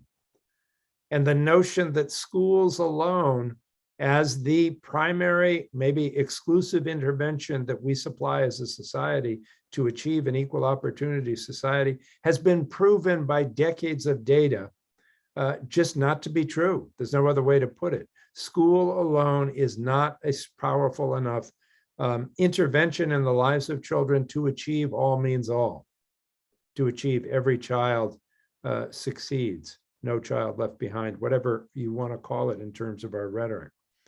So what we have now, next slide, please. Still in the United States, as this graph depicts, an iron law correlation between socioeconomic status and educational achievement and attainment. This is not what America is supposed to be about. This graph shows on the horizontal scale from left to right, poorer communities to wealthier communities. And each lavender dot is one of our 14,000 school systems in the United States. And on the vertical axis, they're arrayed from, on average, students being 3 grades ahead of average to 3 grades below average. And so you see this correlation. It's not to say school doesn't matter. We have some very high-performing low-income schools and low-performing high-income schools. But on average, where you're born makes a determinative difference, not for any individual, but in the data overall for where you're going to land in terms of educational achievement and attainment. And again, that's not what our rhetoric says about what we are. Next slide, please. Another fact that we localize in Boston is it's resulted in the kinds of disparities, this and a lot of other policies that have been racist, have been classist, have been isolating for people who are poor. We now have a situation in our city of Boston where the median net worth of Blacks is $8 by comparison with $247,000. So this is just one of dozens of indicators of inequity that persist, notwithstanding our efforts in education to correct for equity. And Brett was, next slide, please. Brett was very generous in celebrating Massachusetts' achievements in education reform. I've spent a good chunk of my career working on this. I'm very proud of what we've achieved. These are NAEP finishes in 4th grade reading and math over a period of time nationally. And we were at or tied for first all those periods of time. So we thumped our chest a little bit, but when I was Secretary of Education, I used to say, let the celebration be short, because averages don't tell you anything about the distribution. And the distribution in Massachusetts is as wide as it is in most other states, and actually wider than average between our highest achieving subgroups and our lowest achieving subgroups. We are still a long way from all means all. We are still under preparing in a state of comparable size to Maryland, tens, maybe hundreds of thousands of students to really participate in a 21st century economy. So as proud as we are of what we've done in education reform, we by no means got where we were aiming at going. And it causes us to step back and take another look at the problem and the strategy for solution. Next slide, please. Here are just a couple more indications, and we don't have time to go into this, but of the distribution of achievement that I was just talking about. And next slide, the same thing pertains at the national level. We've just invested 2 to 3 decades worth of money and energy into reforming public schools with the promise that we wouldn't leave any child behind, that we would guarantee that every student succeeds. But look at the progress as measured on the NAEP test. It's really modest progress. Now, next slide. It's not that our theory of action was wrong, but it was just limited. Our theory of action was limited to school improvement. In other words, our basic thought was, if we can just get these schools up and running, their failure is the reason that we're not getting there. So we made a really strong effort to improve our schools through systemic reforms. And that we hope would increase student learning, and schools would achieve equity and excellence, and that would be good for individuals and good for society. And next slide. We engaged in all kinds of common sense strategies. We had high standards for performance. We held folks accountable for their performance. We had quality assessments that aligned with the standards. We kept track of data for the first time in our field in a serious way. We focused on the key indicator that schools control, which is the quality of teaching. We injected school choice. We put a strong effort into turning around underperforming schools. All of these are evidence-based, strong strategies that are necessary but proved insufficient to generate an education system that performed at the kind of world-class levels to which we aspired. I've got the scars of on my back, excuse me, for defending many of these strategies over time. And yet, in the long run, what we've proved, next slide, excuse me, is that these strategies are necessary but not sufficient. Schools alone can't do the full work of what it takes to get all means all. This doesn't mean that schools shouldn't be held accountable, and we can't expect schools to do a lot and a lot better with the money that taxpayers are investing in them, but they should not be expected to take on the full responsibility of achieving equity by themselves. So next slide, what's the problem? Why aren't schools working in the way that they ought to work in order to generate the sort of social mobility that Horace Mann envisioned? Well, next slide, please. We don't like to talk about poverty in education because some people think, well, you're making excuses rather than explanations, or you're setting up a kind of social determinism to say that anyone who's born poor can't achieve at high levels. Well, we all know that to be true. What shows in the data doesn't tell us anything about any individual. It tells us on average what the data predicts. And so, so we haven't had a realistic conversation of what's the impact of poverty on children's capacity to be ready to learn, to come to school in the first place, and to be sort of free and rested and healthy and in optimal conditions to take advantage of a high quality education experience. Next slide. Well, you all know that the structural flaws and the systemic oppression that surrounds schools and gets in the way, creates real impediments to young people being able to come to school ready to learn. The kind of things that we think about as the social determinants of health. We have a colleague in the health industry who says, tell me your zip code and I'll tell you your life expectancy. Well, those same things apply to education. To talk about concentrated poverty, we have through measures of law like redlining, which were deliberately, intentionally racist in nature, isolated lots of people in neighborhoods where virtually all of the conditions mitigate against their success in life, let alone their success in education, let alone their health. And so when you put all these factors together, and I won't read them, you have individuals whose who are extremely challenged, and yet our school system wants to sort of treat things as though, next slide, please, one size fits all. And one size doesn't fit all, because their experiences are radically different, as we've particularly seen during this pandemic. Next slide.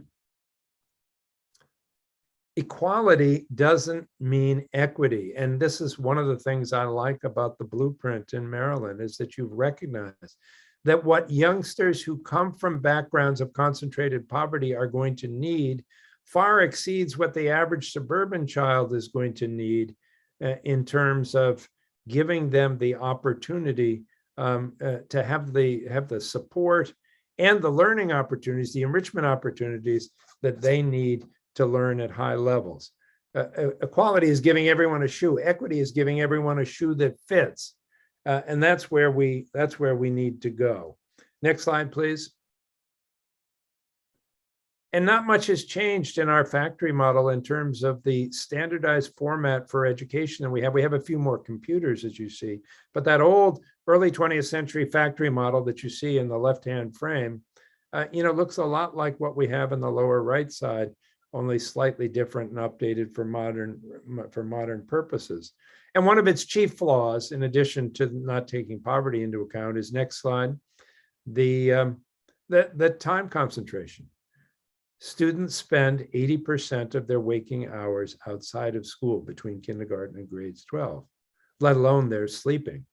And whether they're homeless or they have stable housing or whatever it might be, 80% of their waking hours spent outside of school, 20% in school. They learn every bit as much outside of school, if not more, as in school. It just depends what kind of opportunities they have. And it's a huge job to ask the people in charge of the 20% to rectify the 80% plus that goes into the radical imbalance and inequities that get in people's way. So next slide. So unequal outcomes in education are income-based gaps in opportunities and life experiences. And for those of us conceiving of systemic reform in child development and education, we've got to think more holistically about the lives of children and what needs to happen. Next slide. The adverse childhood experiences are key here, what we call ACEs. Poorer you are, the more of these you have, the less likely you are ultimately to be successful in life. Next slide. Another factor to look at is the investments that families make. And you see here investment factors. This is only up to 2006. It's gotten worse now as incomes and wealth have gotten more concentrated in our society. Disproportionate investments in that's the amount of time spent outside of school in children's enrichment. So it's radically different levels of opportunity. Next slide. And all these things, of course, existed before the pandemic. So I'm not talking about things that have just come up recently, obviously. These are long-standing inequities that exist in our system. And the contention here in your work and in my work is, next slide, that we need a new system. We need a new vision of not just schooling, but education more generally and child development that supports each child's needs inside and outside of school, from birth through their school years, all the way to informed citizenship and meaningful employment. That's what we want for all children. That's what we want for our own children. It's what we should want for all children. And the primary design principle in such a system ought to be meet all of our children where they are and give them what they need. So, and in that sense, next slide, we're conceptualizing a more holistic look at a child. We're not just looking at their test scores to talk about whether they're doing well or not, but we're looking at the same thing that we look at as parents of our own children. You know, are they happy getting up each day? Do they have positive relationships with other peers and with adults? Do they have, enrichment outside of school? Do they have the supports they need to be healthy and for their well-being to be cared for, etc.? Next slide. Some of us conceive this as a cradle to career pipeline from early childhood to all the way to a job. And you have the formal pipeline in the center being our formal early childhood system, our K-12 system, our college and career system. And that ought to be universally accessible and universally of high quality. It's neither in the United States now.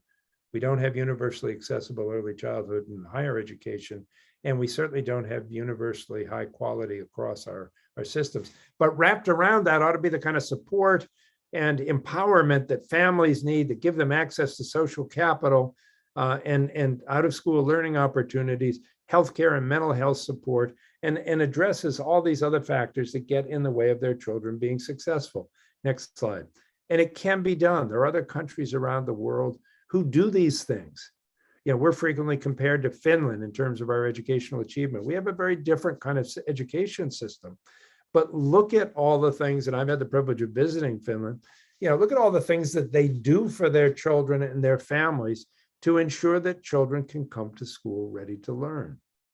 So as we think about community schools, or we think about broader civic systems, holistic systems for young people, we've got to think about those supports and opportunities that they need. Next slide, please. So I'm a big proponent of collaborative action. And as you think about community schools, it's not just a technical function. It's a function of bringing together the other people in the community, other than the schools, who can help with child and family well-being. So you bring together multiple agencies inside and outside of government to work together to solve the kind of complex social problems that get in the way of young people achieving at high levels. And this form of collaborative action, next slide, we at the Ed Redesign, where I direct efforts at Harvard, focus on the creation of children's cabinets. And we do these citywide. So we'll have a children's cabinet. We're about to build one in Boston. We have one in Oakland. We have one in Chattanooga, Tennessee, or Louisville, or Providence, Rhode Island. And we bring together leaders inside and outside of government, in and out of the private sector, in and out of the community, parents, unions, et cetera, create a children's cabinet for collaborative action. Next slide. And at the same time, we insist on a new paradigm for how we think about children and their needs, which is giving every child an individual plan for success and an adult navigator to hold her hand, support her, and ensure that she has an advocate. She and her family have an advocate throughout their time in education, and make sure that the schooling and their needs inside of school and outside of school are met, or we make the best effort possible given the resources that society has provided us to do that. And we're working, next slide, in a number of cities now to produce these success plans. There's no reason that we haven't, good reason for not personalizing education right now. Particularly after the pandemic, where so many relationships have been broken. We need to welcome children back to school and give them high quality relationships, and then tailor our approach in schools and out of schools to what their needs have been. And so success planning consists of a concrete plan for each child that's compiled with a navigator who works with the family, the child, the teachers, to do what we do in medicine, is to have a separate, unique diagnosis for each patient, each child, and have a set of prescriptions designed to address the concerns that arise in the diagnosis. Next slide, please. Support and relationships are more important than ever. I mentioned the pandemic. We're all having problems in schools with children coming back, having been alienated from many of their key relationships with peers and adults in schools. And so this kind of approach to individualized success planning speaks to that need. Next slide. Here's just a graphic that depicts what it's about. You have the cross-sector collaboration in the form of a cabinet in a community, not one school at a time, each doing its own thing, but systematizing it, bringing the schools together. Then instantiating success planning at each school. Every child has a navigator. Every child has a success plan. The data that emerges from the success plan gets aggregated upwards and tells the cross-sector community collaboration board where their cradle to career pipeline needs help in being built out and strengthened. Next slide. This isn't a pipe dream. We're doing it in the city of Nashville right now. We've got 80,000 students with individualized success plans and a navigator. Next slide. This slide gives you a sense of the kind of data that emerges from those conversations that teachers, and for the most part, but navigators aren't limited to teachers, others participate. Moving to the personalization that I'm talking about, but yet using that personalization to create a system that's more responsive to students' needs. Again, in the way a healthcare system is, everything is moving toward individualization, customization, whether it's in business or marketing, or whether it's in medicine and developing cures for cancer, or whatever it might be. This is the direction that we need to move in. And by way of wrapping up and concluding here, let me go to the next slide. We're still hopefully on the tail end, but at the end of an enormous crisis. And it's one that a lot of people have challenged us to take advantage of. The field is exhausted in the world of education and child services, and the natural tendency would be to revert to the status quo ante, to just go back to what we were doing. But we have an opportunity to do things new and differently, and not drag along the carcass, if you will, of the legacy system, but to build a new and better system that takes into account a number of the factors that I've been talking about today. And Maryland has made as much progress to setting the stage as a matter of policy and with a commitment of resources to do that work. And I think, as I understand it, the work of your board is to kind of oversee this work from a standpoint of implementation and hold folks accountable for doing their share. I can't think of more important work to do, and it's not just work for Maryland. It really is work for the nation to observe in terms of how you proceed on this. So I appreciate your time and attention, and I understand we'll have time for questions later, and I'll be happy to entertain your thoughts. Thanks very much. Thank you. I think we're going to quickly go to Delegate McIntosh, and then we'll come back to two and then go to question and answers at that point.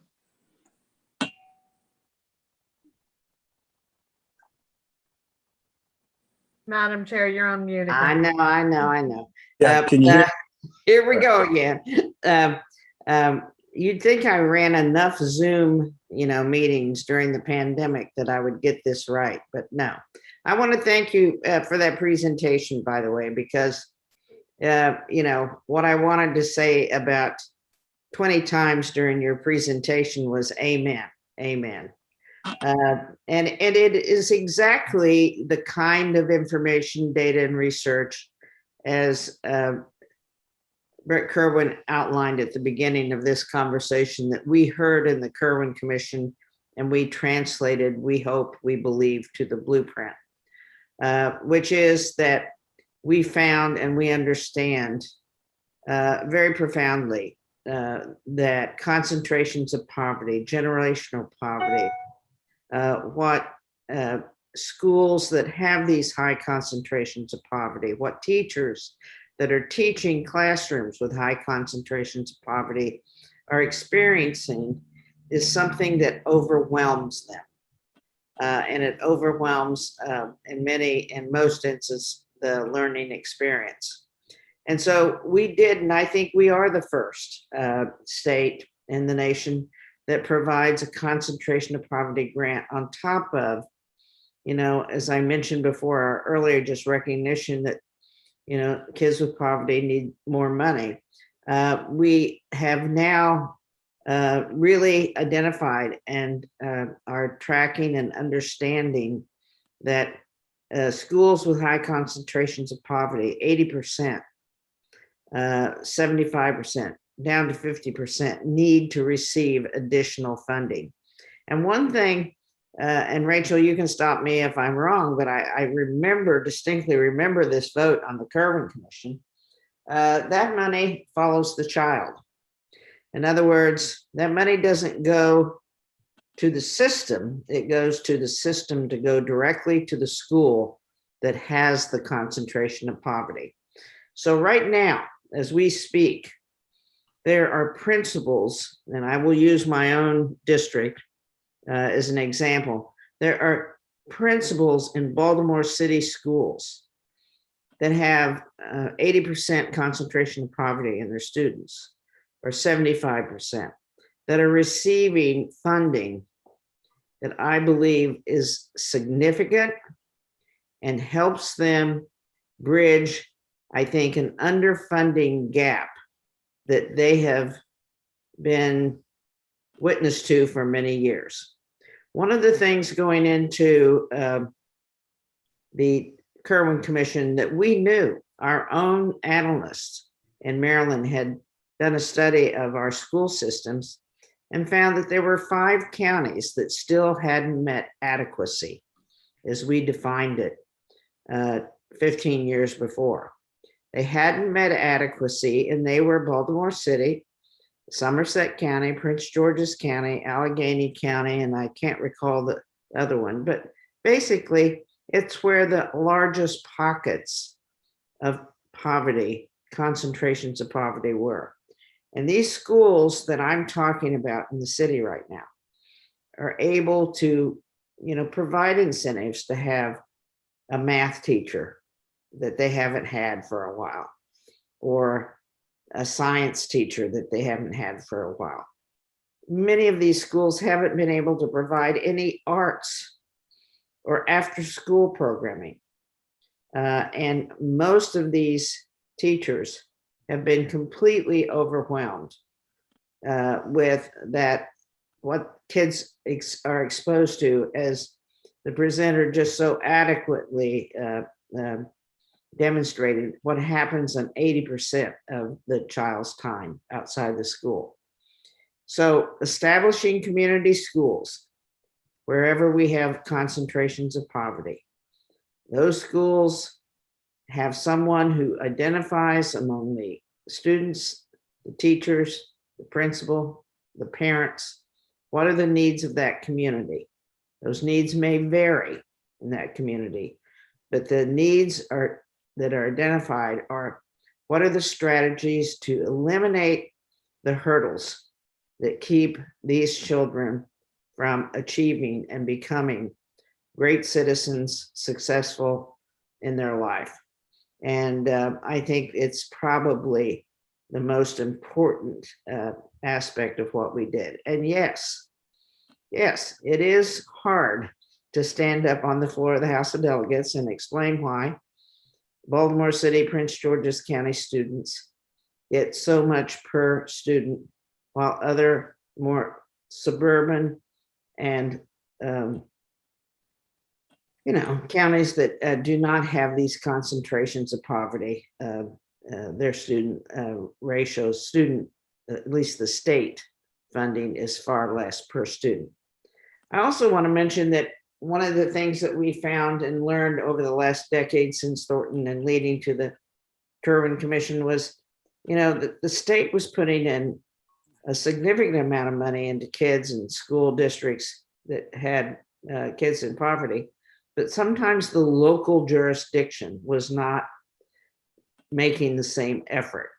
What we have done in the blueprint, which was probably one of the hardest political things for us to deal with, was we have said to these counties where there is a lot of poverty, you too have to make an effort in funding your education. And we are holding them to that. So schools now across the state, in every county where we find concentrations of poverty, are now beginning to become community schools, providing wraparound services and tearing down the barriers to learning for these children. And also, I think, tearing down the barriers for teachers so that they can get back to doing what they do and what they've been trained to do, which is teach. And with that, I will conclude and be a part of the question and answer session. Thank you, Delegate McIntosh. I have a question that I think both of you can respond to. One of the things that I am concerned about is whether we have the will, the commitment, and the focus to really see this thing through over the long period of time, that will require a great deal of additional support going forward. And what, if any, you see as how we can either prepare for that or anticipate it in some way that will give us an opportunity to be in this game for a long haul. And that's my concern. We start off with a great deal of hope and optimism, but hope and optimism over a long period of time is not what you can rely upon. You're going to need that strong community, financial support, educational support going forward. And that's a big question I have in the back of my mind, the long-term effort. I think on that, it gives me an opportunity to say something that I wanted to say, having listened to the delegates' presentation, is that, you know, I'm a veteran of some of these legislative battles, and we tend to eventually focus on getting a bill passed and getting the money present and so on and so forth. But behind it all is a value proposition to taxpayers and the community that if we spend more money, we're going to get better results. Something good is going to happen as a result of this investment. And as we well know in this field in particular, but generally, it isn't the quantity of money that matters as much as how you spend that money and what you spend it on. And that's part and parcel. What I take to be your mission is now you're holding people accountable for spending wisely here. And there are, the problem that we have in a lot of initiatives that go forward and are successful in the first legislative phase of getting an allocation and an appropriation to do something big, but then not following through, not evaluating it, not holding people accountable for spending it wisely, not insisting that there be evidence-based strategies that be used for the expenditure of the money, not guarding against. I can well remember in Massachusetts, we gave so much money so quickly to districts that hadn't had it for a long time. In one district, we had, they gave, which was a reasonable idea, they gave laptop computers to everybody's staff and faculty in the school. And the custodians never been trained how to use it. So the Boston Globe went into one of these schools. And they found that the custodian was using the laptop as a doorstop for the broom closet there. And of course, this was on the front page of the paper. And that did major harm to the notion that more spending could yield greater benefit for students. So I think, we look at autonomy, we look at time in education. It's all about the how you use it. It's not just having the additional funds in it. So I think guarding very carefully without being prescriptive, and it's a delicate balance to strike. How do we regulate this and insist on quality expenditures and insist on evidence that you're having an impact without being stifling and regulating to such a degree that you kill innovation? So that's how I think of that. I'll follow up and say, I think one of the issues that you're going to have to grapple with is the fact that we passed legislation, we were ready to kick it off, and then along came COVID. And there is this sense, I think, in the districts, a sense across the state, well, when is that blueprint going to begin? Because,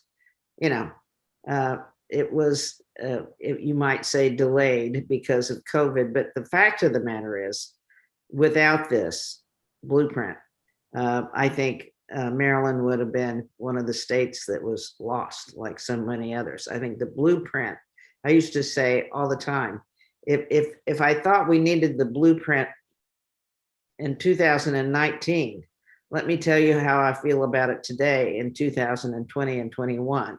We really need this blueprint because it is, I think, the roadmap, the blueprint for us to follow to help re-engage our students, re-engage our teachers and community. But you're absolutely right. One of the issues, I think, between Thornton and the Kerwin Commission is the Thornton Commission didn't build in, I don't believe, enough in terms of accountability for how they spent the money and what they did with the money. And it was just, here's the money. I think you have been given a completely different set of tasks. And this is what will make the blueprint successful.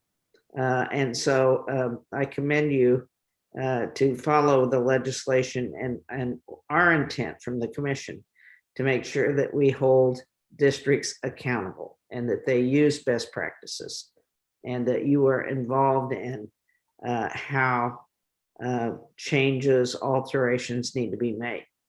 There will be at some point, it's coming, I don't know if it's this year, next year, 4 years from now, a legislative kind of mindset that kind of doesn't remember the commission. That kind of, it's something that was kind of happened a few years ago. And there will be this moment where one jurisdiction will pit itself against another jurisdiction, and they will start looking at how much money everybody gets. It's not about how much money everybody gets. It's about how much investment every child gets in Maryland. And you have to remember that and be strong and coming back to the legislature and saying, no, this will destroy the roadmap that we have created. Thank you. Rachel? Dr. Kerwin? Sure, yes. I have, Paul, two questions for you, if I could just bring them both together. And it's a way of follow up on what Ike has just raised. When the Massachusetts Miracle was done, was it the case that there was just immediate, steady progress, or did you have some ups and downs? And if you had the ups and downs, how did you weather them with the general public?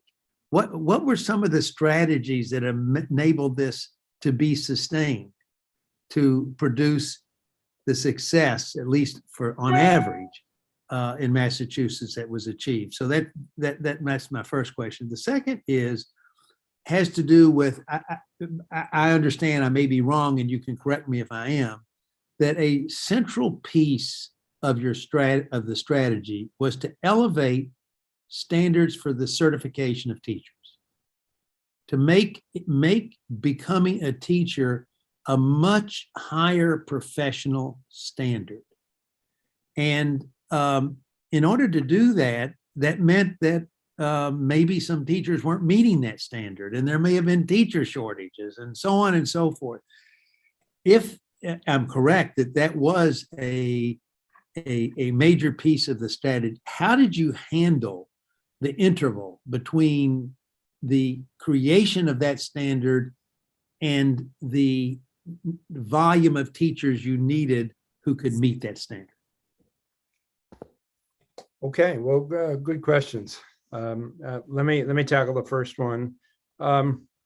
Yes, there were ups and downs, but the kinds of, this relates a little bit to the question that Ike raised in the beginning on sustainability is, there are process outputs and there are outcome indicators here.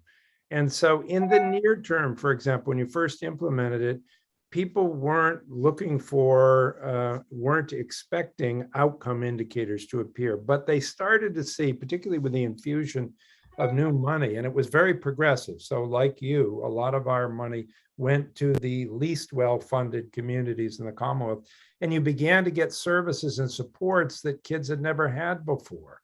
You began to get tutoring for kids who were falling behind and unable to pass various kinds of exams that they had. You would get sports programs being restored in communities that had lost their athletic programs, things of that nature. You got more time. In some cases, they were able to stretch the amount of time. So there's certain things that if you create demand for them, that will help you sustain the program. I say the same thing about the ARPA funds and the ESSER funds that are coming down now. People are worried about the cliff when that money disappears. And I'm saying to school districts, if you do things during that period of time, like this success planning that I was describing, that teachers like, that students like, that families like, you will have created demand so that when the federal funding falls away, you'll have a constituency that wants to push both the federal government, state government, local government to keep those services in place. So I think that's something to insist on. We did reach a time where where the results were good and strong and moved us up. We had always done reasonably well, because of that income correlation. We're a high income state. We were in the middle of the pack, but we moved to the top of the pack, and people liked that. And that was actually, in some cases, a hazard for us because it bred complacency. In other words, if these averages are good, then we must be doing a good job. Well, in fact, we weren't doing such a good job with some of the populations that we should have been doing. And so we worried about that.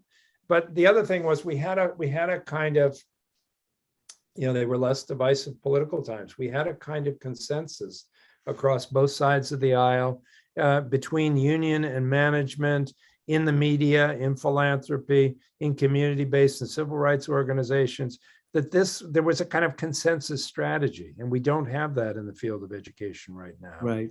And we don't have it in our country generally. So it's harder to achieve that. So when we had ups and downs, for example, the legislature made a commitment not to go back in and tinker with the act after it was done.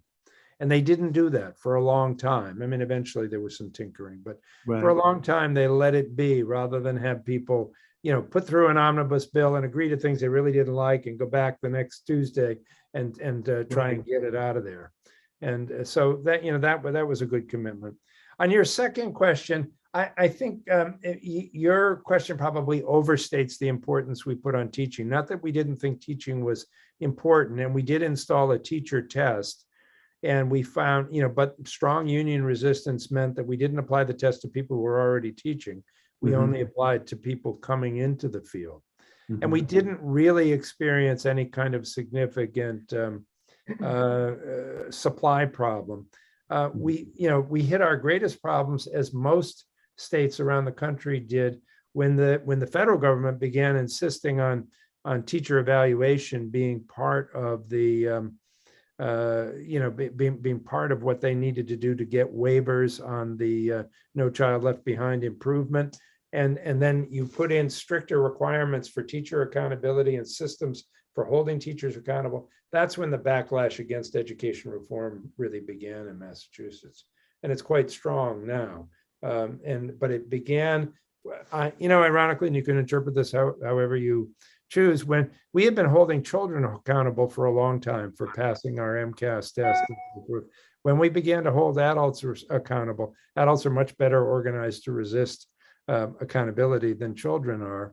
And so they push back hard, and some things have changed. And now we have, the whole notion of standards being questioned. We have testing being questioned.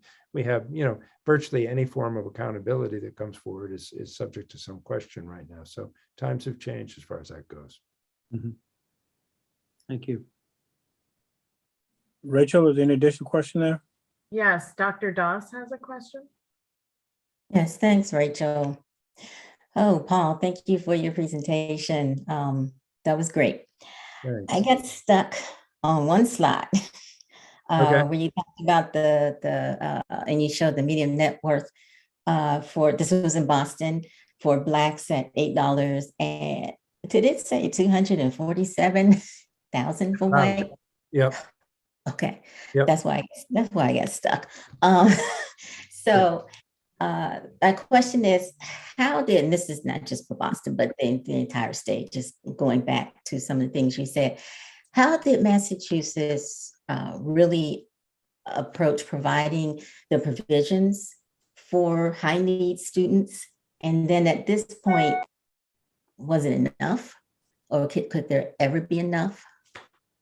Yeah, no, I mean, we're by no means there. I mean, we gave more money to schools, but most of that money was spent on, school-related expenditures, which dealt with just that portion of time students were in school. So, we've done, I think, a better job of reasonable ratios. We've tried hard to diversify our teaching force. We have a long way to go.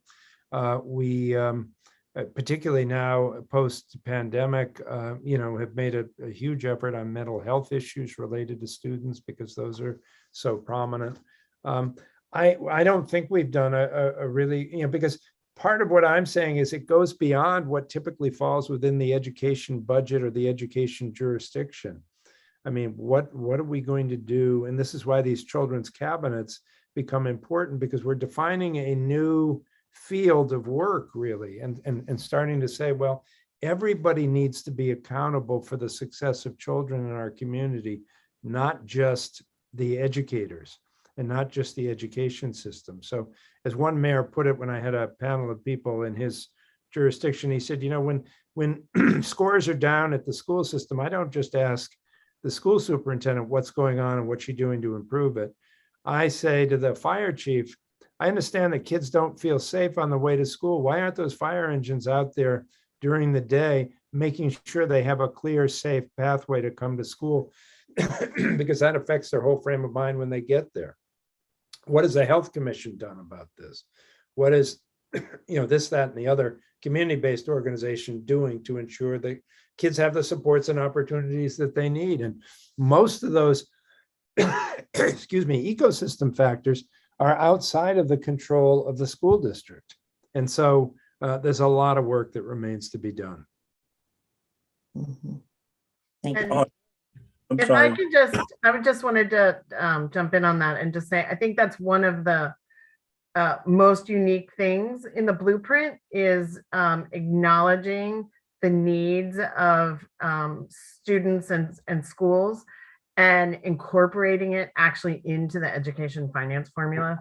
And that's what most states, in most states, it's either a different funding formula that goes to different organizations, around the jurisdiction, a la the children's cabinet that Paula's talking about, or it's left to the philanthropic community and nonprofit organizations to fill the holes. And so that is one of the pretty unique things about the concentration of poverty formula in Maryland, is that we're actually providing funds to the schools to work to, and again, it's asking the schools to do some of these things, but it's giving them the funds to hire the people and the experts who can coordinate and offer these services. I'll just give one example of that. We know we've got a mountain of evidence that summer learning and summer enrichment opportunities matter. Yep. Those that get it tend to surge forward when they return back to school. Those that don't fall back. So even if you have relatively comparable circumstances during the year, whether you get or don't get summer enrichment makes a big difference. I'm not just talking about summer school. I'm talking about a variety of different kinds of enrichments. Well, whether you get it or don't is primarily an accident of birth now. If your family happens to have the financial resources to do it, you can get some nice opportunities in the summer. And that's what, for example, a lot of suburban families do. Their kids have a sort of rich quilt of activities that goes week by week all through the summer. It keeps them busy, keeps them enriched, and doing exciting, fun, learning kinds of things. If you don't happen to be lucky enough to have that kind of economic capital, then you're kind of out of luck. And so we have, for example, in Boston, an organization called Boston After School and Beyond, which brings a whole host of different community leaders together in a collaborative action kind of format to fill that gap, to make sure every Boston child gets a shot at some high quality summer learning experience. But we're only at about 40% now of need. And there's a long way to go. And we can't do it all on soft money. It isn't just about philanthropy. It will be about advocacy. That's part of the work that children's cabinets or other collaborative action entities do, is not just, plug the holes in the dam, but actually go after the causal factors. And one causal factor is that we don't think of summer as part of the education entitlement when it really ought to be. Same as after school. Some kids have high quality after school, other kids don't. So filling those gaps and creating public will to do this not on an exceptional basis and not as a matter of charity, but as a part of what we do to develop the talent of our children, that's where we really need to get to. Mr. Manco has a question. Yeah, I mean, your last statement actually kind of cues up my question pretty well, but just based on your leadership of the reform effort in Boston, how did you go about building consensus amongst the various stakeholders, getting buy-in, getting people to really understand what was trying to be done at a very fundamental level so that everybody was working in concert towards a unified goal? And then, I would love to hear from Delegate McIntosh, just based on your, deep knowledge of Maryland, what do we as the AIB need to do, or, the policymakers or the, grassroots organizers, or just the entire apparatus in general? What do we have to do to build that same kind of momentum, consensus, buy-in across the state? Well, I'd say, the challenge now is more difficult than it was when we came together. We came together post Nation at Risk, if you remember the Nation at Risk report. And it was sort of a clarion call on economic grounds as much as anything, to say that unless we improve our human resource development system, AKA our education system, we were going to lose our status as the world's leading economic power. And we needed to rethink the whole system because it was outdated and outmoded.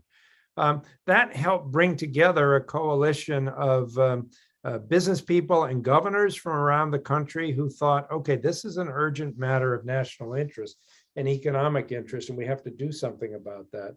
And that group, I think, helped promote a consensus around a set of strategies, for not just what we wanted to achieve, because in education, generally speaking, we agree on our goals.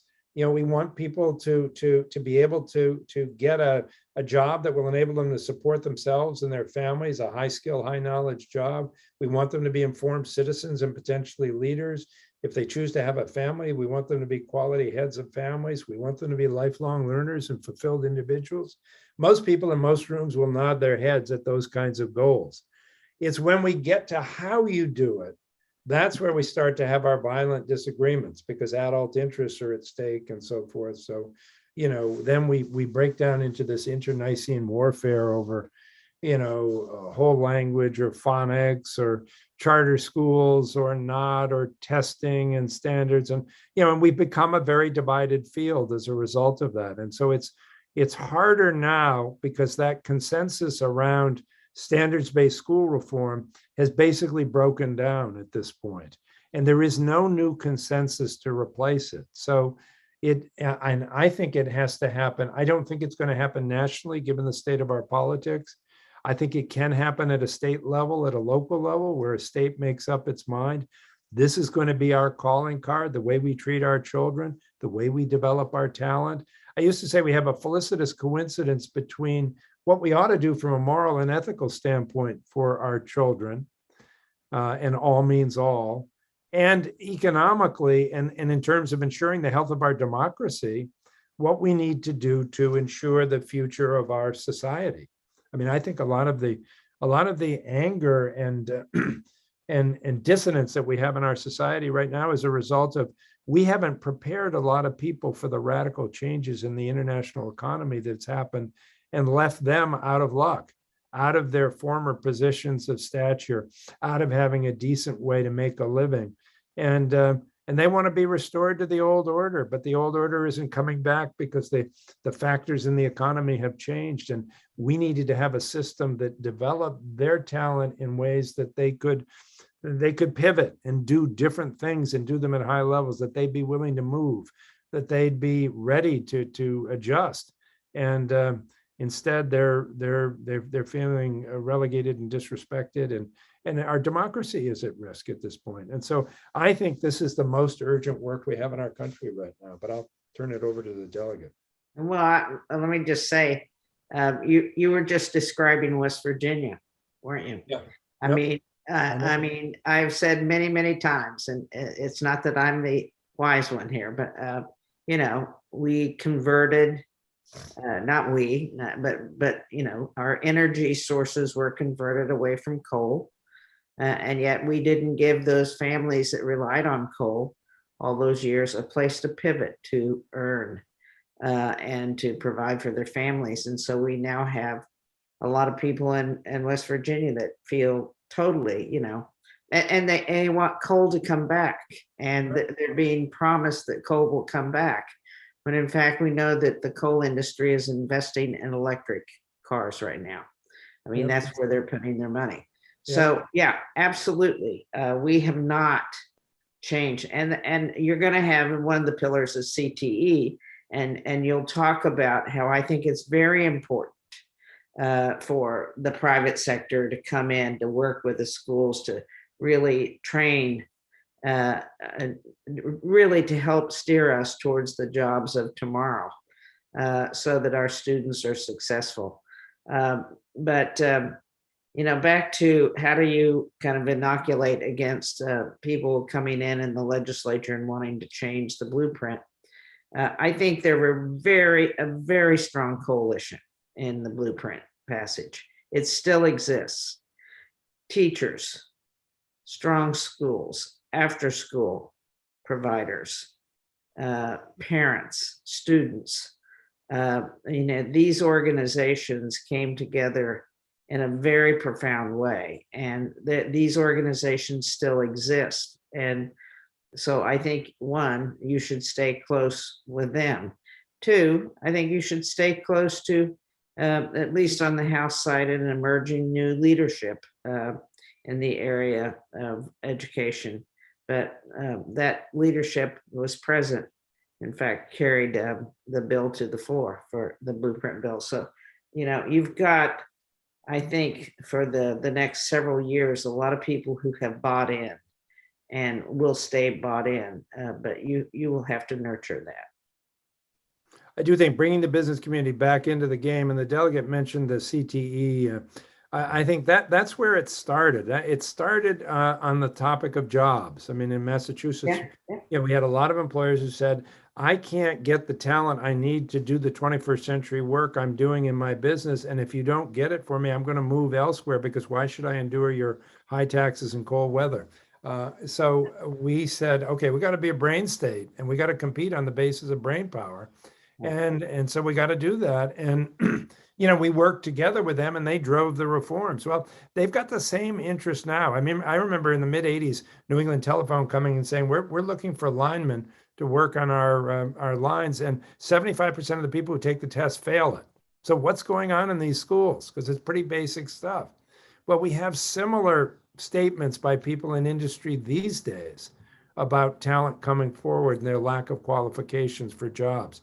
And I think bringing them back on that interest, so you're not getting involved in the ideology of charter schools or testing or all the rest of it, but what kind of curriculum and instruction can we have that will better prepare people to take high quality jobs, and how can you help us bring that forward in a good CTE program? Right. Good point. Dr. Kerwin, Yeah, I think has the last question. One more question, if I could, and it is sort of an extension of the conversation we're just having with Maggie and Paul on sustaining this effort.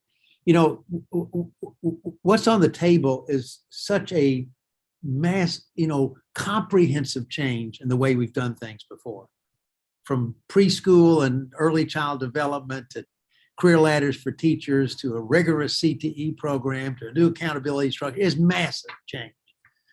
And already we're hearing people saying, oh, well, we should do it this way, or we shouldn't, let's not do that. I mean, we're hearing people talking about how we ought to do things differently than is in the blueprint, and chipping away in a certain sense. And, I think the legislation, the AIB is supposed to be the the force to guide whatever changes take place. So my question, and I'd like to hear from both of you on this, is, first of all, Paul, I don't know if it's relevant, because I don't know whether there was this massive set of changes in the Massachusetts miracle where people wanted to chip away, and how did you deal with that? If you did make changes, what was the process by which you made those changes? And if that's not relevant for the Massachusetts context, how would you advise us when, nobody could imagine that you write a plan and for 10 years, it's a 10-year implementation, we got everything right for 10 years. Obviously, at some point, things will need to be massaged. That's given. But do you have any words of wisdom, either of you, on how we should address this issue of both resisting to change too early and being willing to recognize that maybe at some point something does need massaging? Well, people support what they help create. So I think as you move to the phase of implementation here, having an effort and encouraging those who are responsible for implementation, like the State Department of Education and other jurisdictions, to have a public engagement strategy, to involve people in having a stake in the way in which things are done and familiarity and with what's being done, so they have some sense of ownership. I think that's critically important. I think having a program of evaluation where you're going to be able to show results, and then having a communications program to get those results out to the public. And then, finally, I think it's really important to have leadership and to have some champions.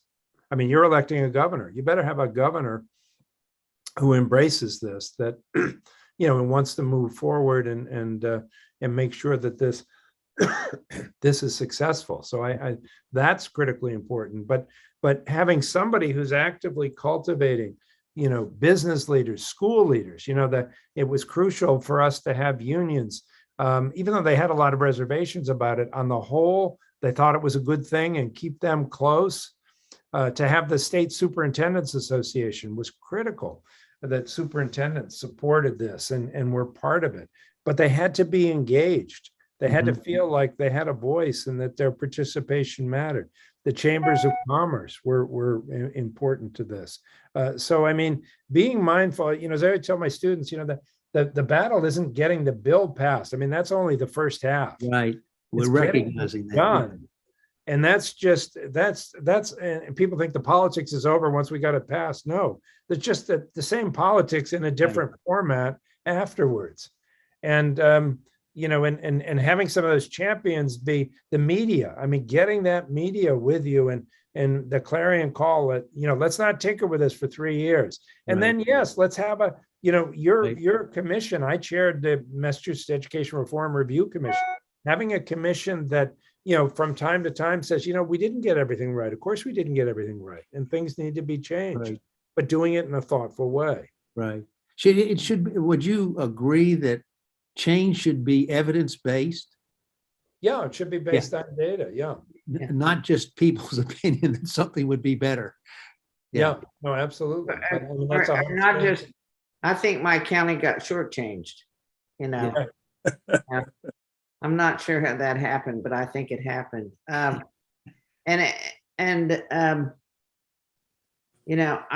do think, by the way, that I have confidence that the legislature, can in fact massage or, make changes to the blueprint if needed, because I think the evidence is, look what we did post-pandemic or during the pandemic, when we realized that we needed much more investment in, mental health. We need much more investment in digital. We need much more investment in tutoring. And we were able to, infuse that money immediately.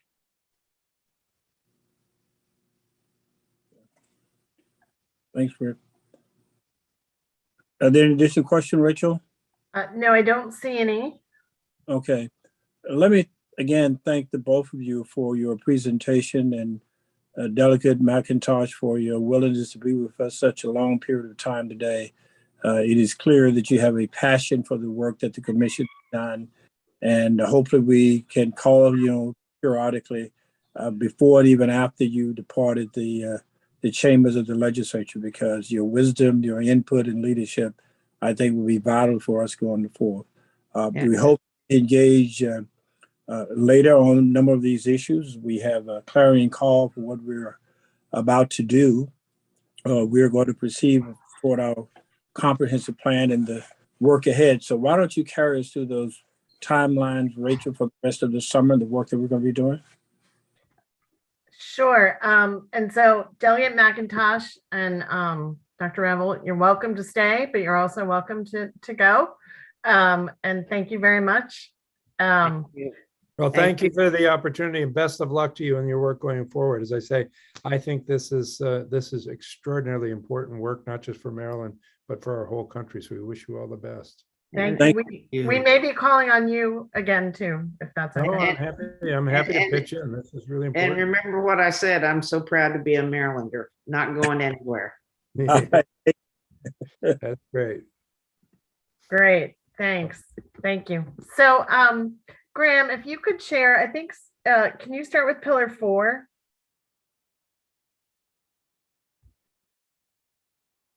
And so just as a reminder, like last week, what staff has done is we've put together a high-level overview of the major elements of the timelines for blueprint implementation for pillar 1 and for pillar 4, and that's fine. We'll start with pillar 1.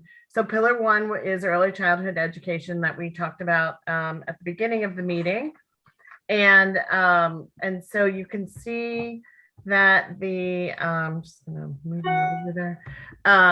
So just a refresher, the main elements or policies of the blueprint are sort of 1.1, 1.2, 1.3.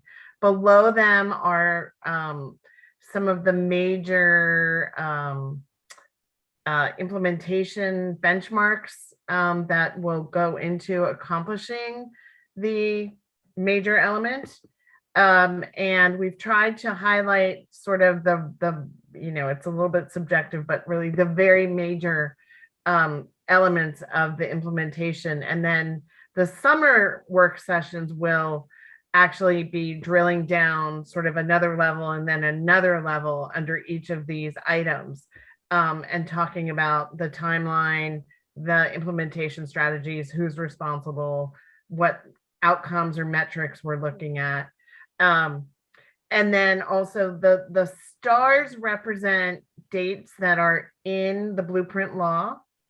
In this case, we don't have any circles, but the circles are in cases where there aren't dates in the law.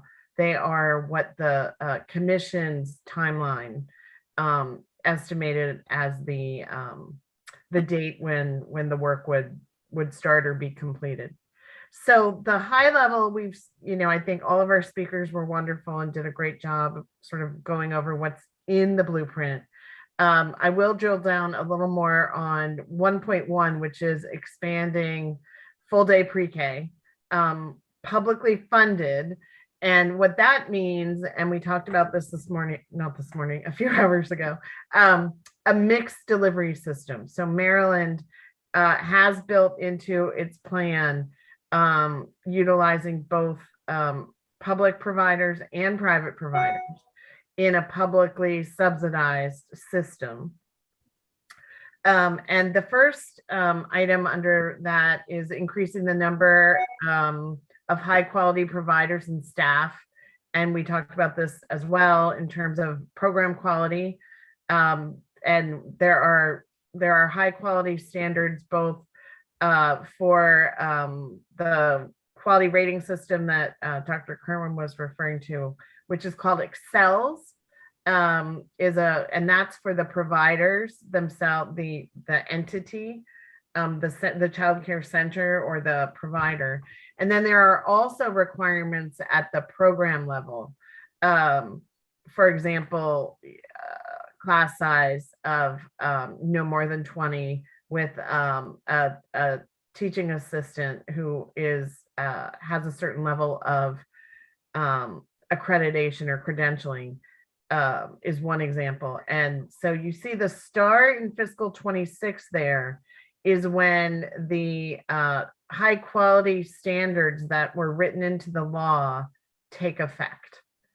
So there are several years, and you can see the back arrow. So the blueprint provides funding for pretty much all of the things that Lynn Kagan talked about needing to do in terms of investing in the pipeline, tuition reimbursement, credentialing support for existing providers to upskill and become certificated. All those things, funds have been flowing to some of those programs in the past couple of years and will continue all the way through the implementation period.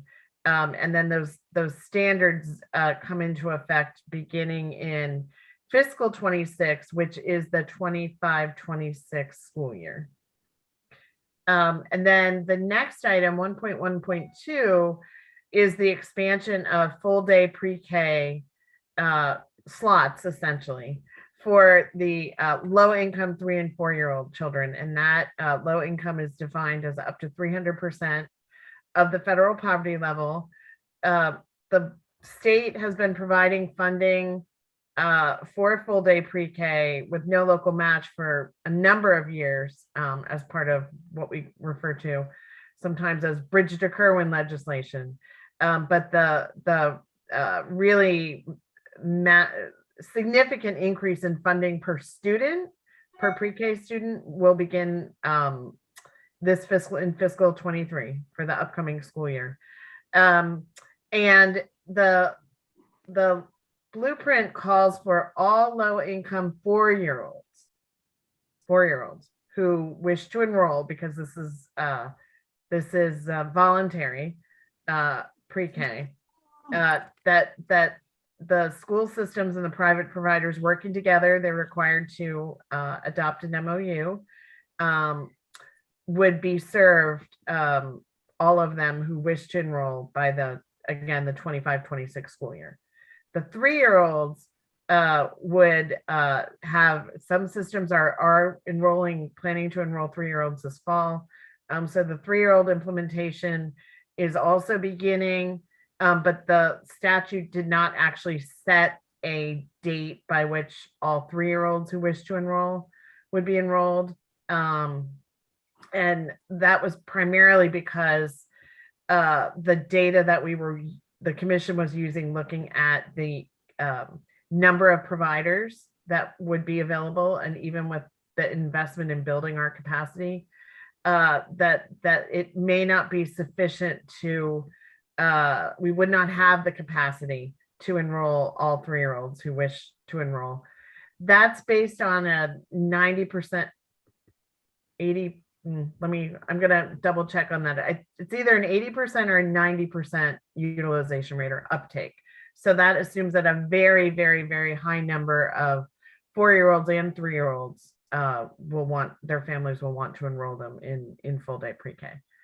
And then speaking of the private providers, because the commission wanted to ensure that the private providers were part of the implementation plans around the state, it's set in, and the blueprint law requires, although there is a waiver provision by applying to MSDE, but it does require that, for example, in the 22-23 school year coming up, that 30% of the full day slots would be provided by private providers. And the other 70% would be the public providers. And then that target grows to 50% in fiscal 27. And then the 50% target, it carries out throughout forever. And so that's perhaps one example where, we've talked a lot about the impact of COVID on the best laid plans.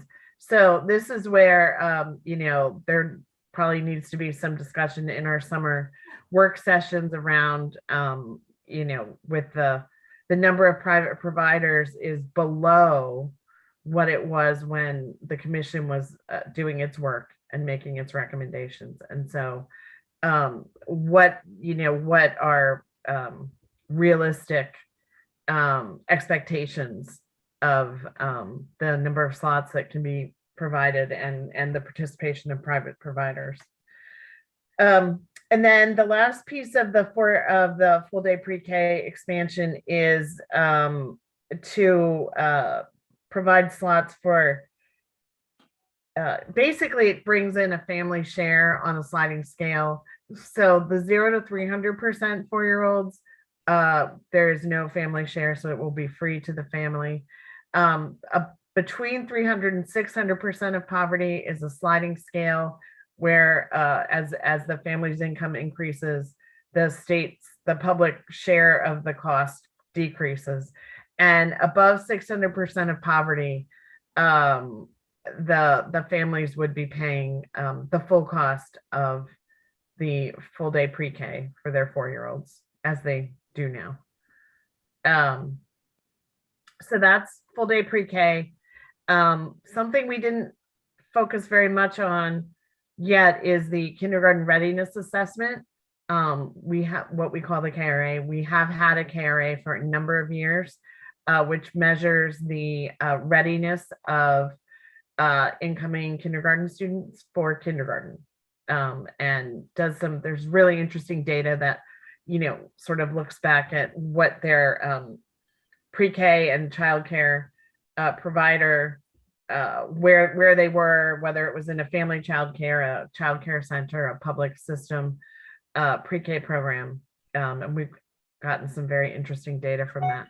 The commission recommended that that the KRA be evaluated to ensure that it is not biased in any way, and also that every incoming kindergartner be assessed, which right now is not required, but will be starting in the coming school year.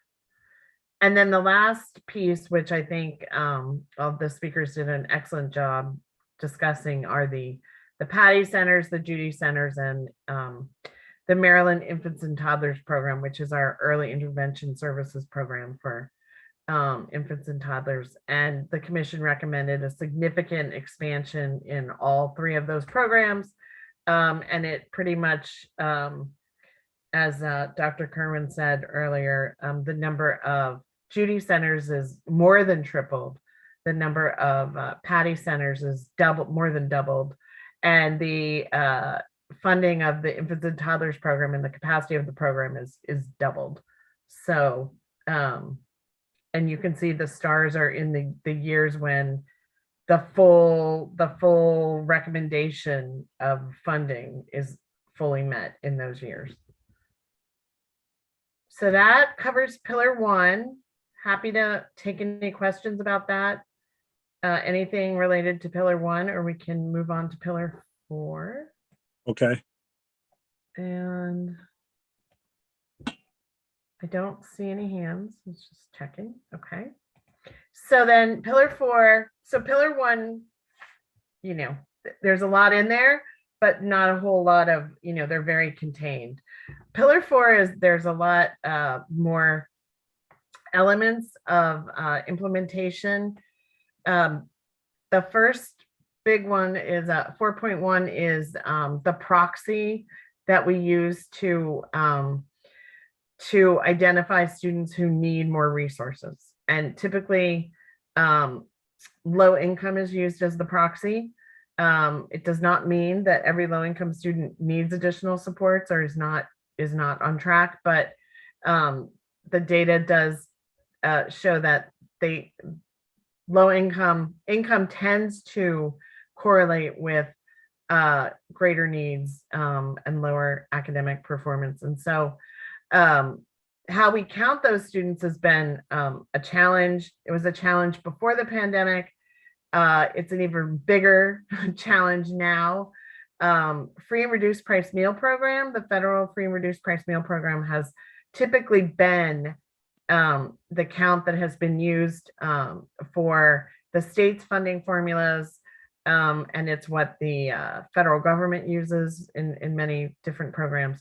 However, even before COVID, that count was becoming more challenging to use because of something called the community eligibility provision, which is actually, as a policy, a very good program to provide free meals to all students in schools once they reach a certain, basically a certain concentration of poverty level.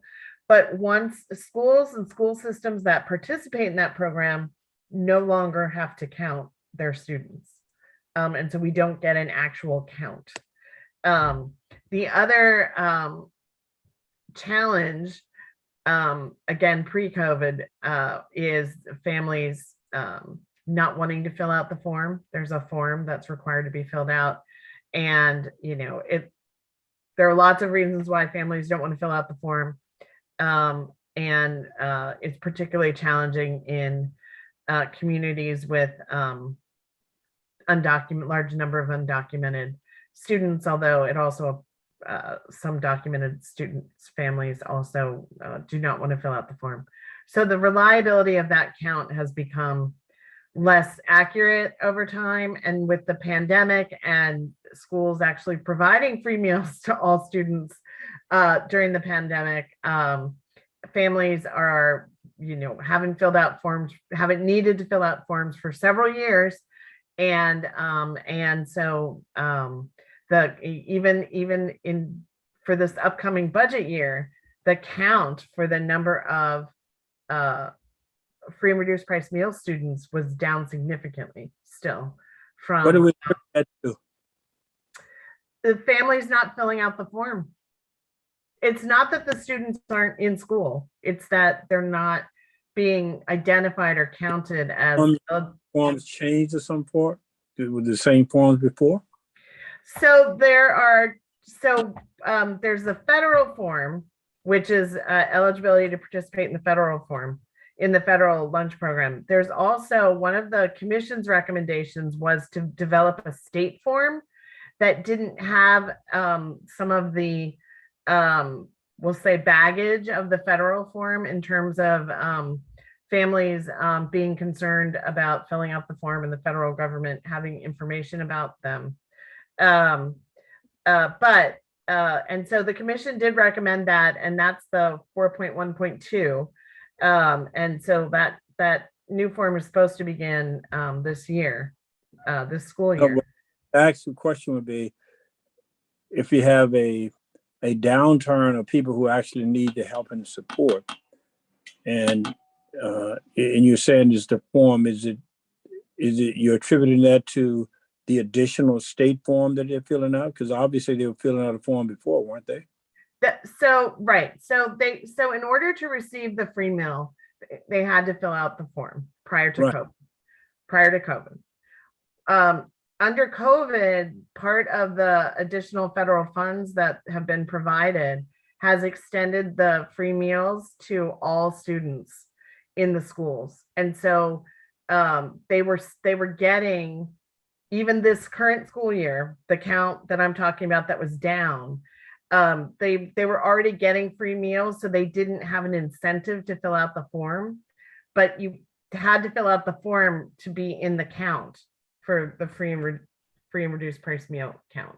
So essentially, because everybody was getting free meals, the families had very little incentive to actually fill the form out and submit it, because they knew it didn't affect whether their child would get a meal. I'm trying to get at why the number went down. Did we have an artificially higher number based on the fact that because of COVID, more people were allowed into the program than you had before? And then now what is happening is there a return to pre-pandemic numbers based on people who are now utilizing it. And it's really not a downturn, it's just a downturn from the COVID, which may have been artificially high because you let more people in. Is that the case? No, because we don't have a count from COVID. So all of our comparisons are, so the comparison for the count we got for this year is back to 2019, so pre-COVID. So the current count is below the pre-COVID level. All right, that's what I'm trying to get at. Yeah, which I mean, time will tell, and we need to try to get better data, but I think most people don't think that the need is lower than it was in 2019 right now. So, I mean, so this leads to the commission, and the blueprint calls for looking at alternative indicators of poverty, neighborhood indicators of poverty, and using those instead of trying to count students. And MSD has submitted an interim report last year, and they will be submitting a final report this fall regarding recommendations for neighborhood indicators that could be used to indicate poverty. And you may recall Superintendent Chaudhary presented some information about that the last time he was before the board, and he will be back again next month. And so that hopefully what MSDE comes up with recommends will help us to move forward with a different methodology. I got 4.2 relates to English learners. The blueprint called for a work group to meet and develop really essentially best practices for multilingual education. Superintendent Chaudhary is chairing that work group. They're actually meeting right now. They've had a number of meetings. They've submitted an interim report, and the final report is, I believe, due December 1st with their recommendations on educating English learners. 4.3 really deals with the funding formulas, and the blueprint increases the per pupil funding for special education students and for English learners. And then in 4.4, it also increases through the concentration poverty grants, significant additional funds per pupil for low income students. And I don't want to get in too much detail about how the formula works, but essentially, since fiscal 20, schools that are at the highest level of concentration of poverty, which is 80% or above, have been receiving personnel grants each year. And these grants do go directly to the schools, so the central office is not, they're passing the money through to the schools so that the principals and the community school coordinator at the school can allocate those resources.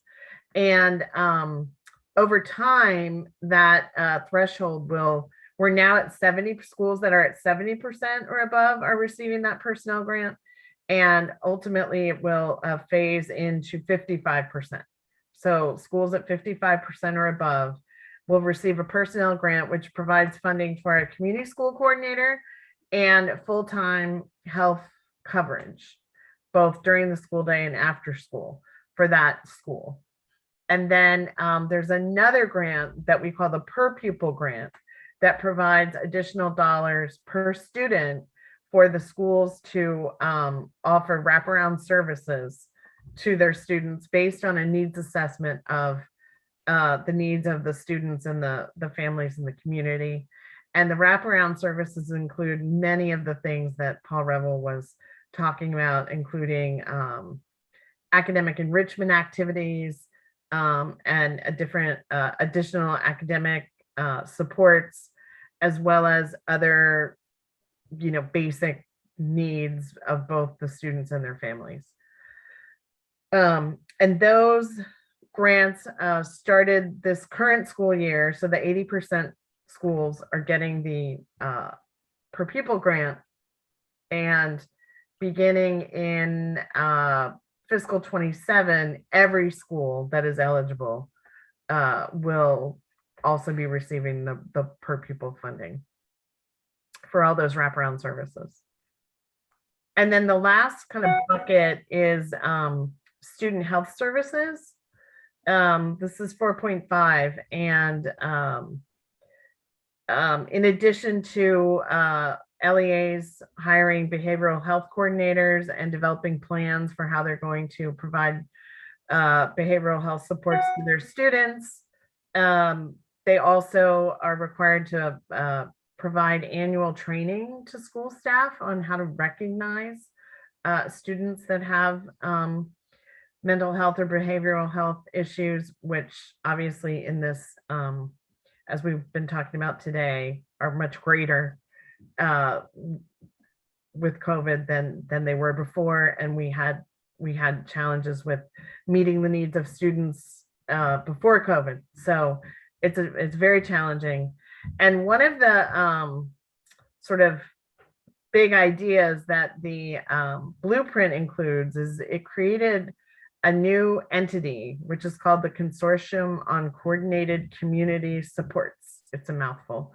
But the consortium was designed to leverage the services that are available in the communities and coordinate them with the needs of students in the schools, and to actually also actually provide the services when the community services are not available.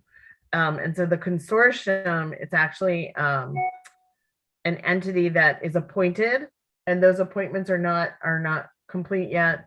And then the consortium itself is in the Department of Health, in the Community Health Resources Commission, will staff the consortium and coordinate its work. So we'll be hearing more about the consortium and from the consortium as they get up and running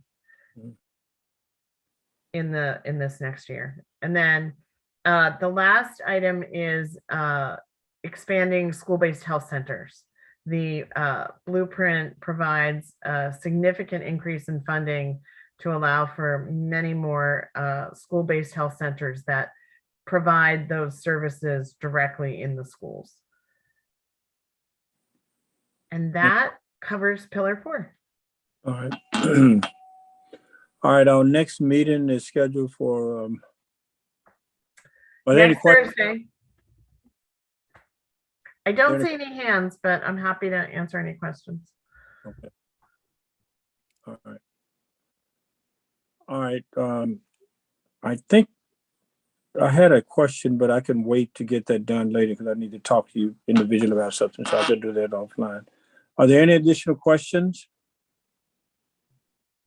Okay. Pillar 4 is a lot of Pillar 4 is funding formulas, and Right.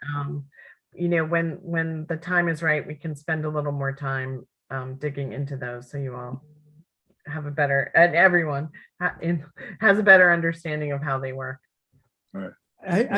Ike, if I could, Sure. I just add that I think we had two extraordinary presentations today. And Yeah. I don't know about the rest of you. I found them very reaffirming of the path we're on. I mean, these are acclaimed experts that are not part of Maryland. They're looking at us from the outside in the context of a lot of other schools, both in the U.S. and internationally, et cetera. And I found it a very satisfying session, and felt they both made a really great presentation. I thought so too, and it reaffirmed, as you said, the work of the commission, but it also laid out for us our task and our role term going forward, because we have to be really focused and consistent and get all of this done, because there's an awful lot, and we will get some pushback, and we should be able to deal with those, but we need to remain focused on it. Yeah. Is there anything else, Rachel, we need to cover today? So I'll just next week we're meeting on Thursday at 1:30 again, and we will be talking about the last pillar 2, which is all about high quality diverse teachers and school leaders. We will have Linda Darling Hammond with us, Senator Paul Pinsky, And also Peggy Brookins from the National Board for Professional Teaching Standards. They run the National Board Certification Program. And so I did want to just put a word out there. We do have a feedback form that we've shared out via email and on Twitter. So if those who are watching, if you have any feedback on the first 2 sessions we've had this month regarding pillars 3 and 5, and then today 1 and 4, we would love to hear from you. And that includes questions and implementation considerations around those pillars. And we're going to use that information as we're building the agendas for the July and August working sessions. And we are hoping to have at least a schedule for the July meetings by that we can share next week. Gotcha. Okay. Thanks a lot, Jane.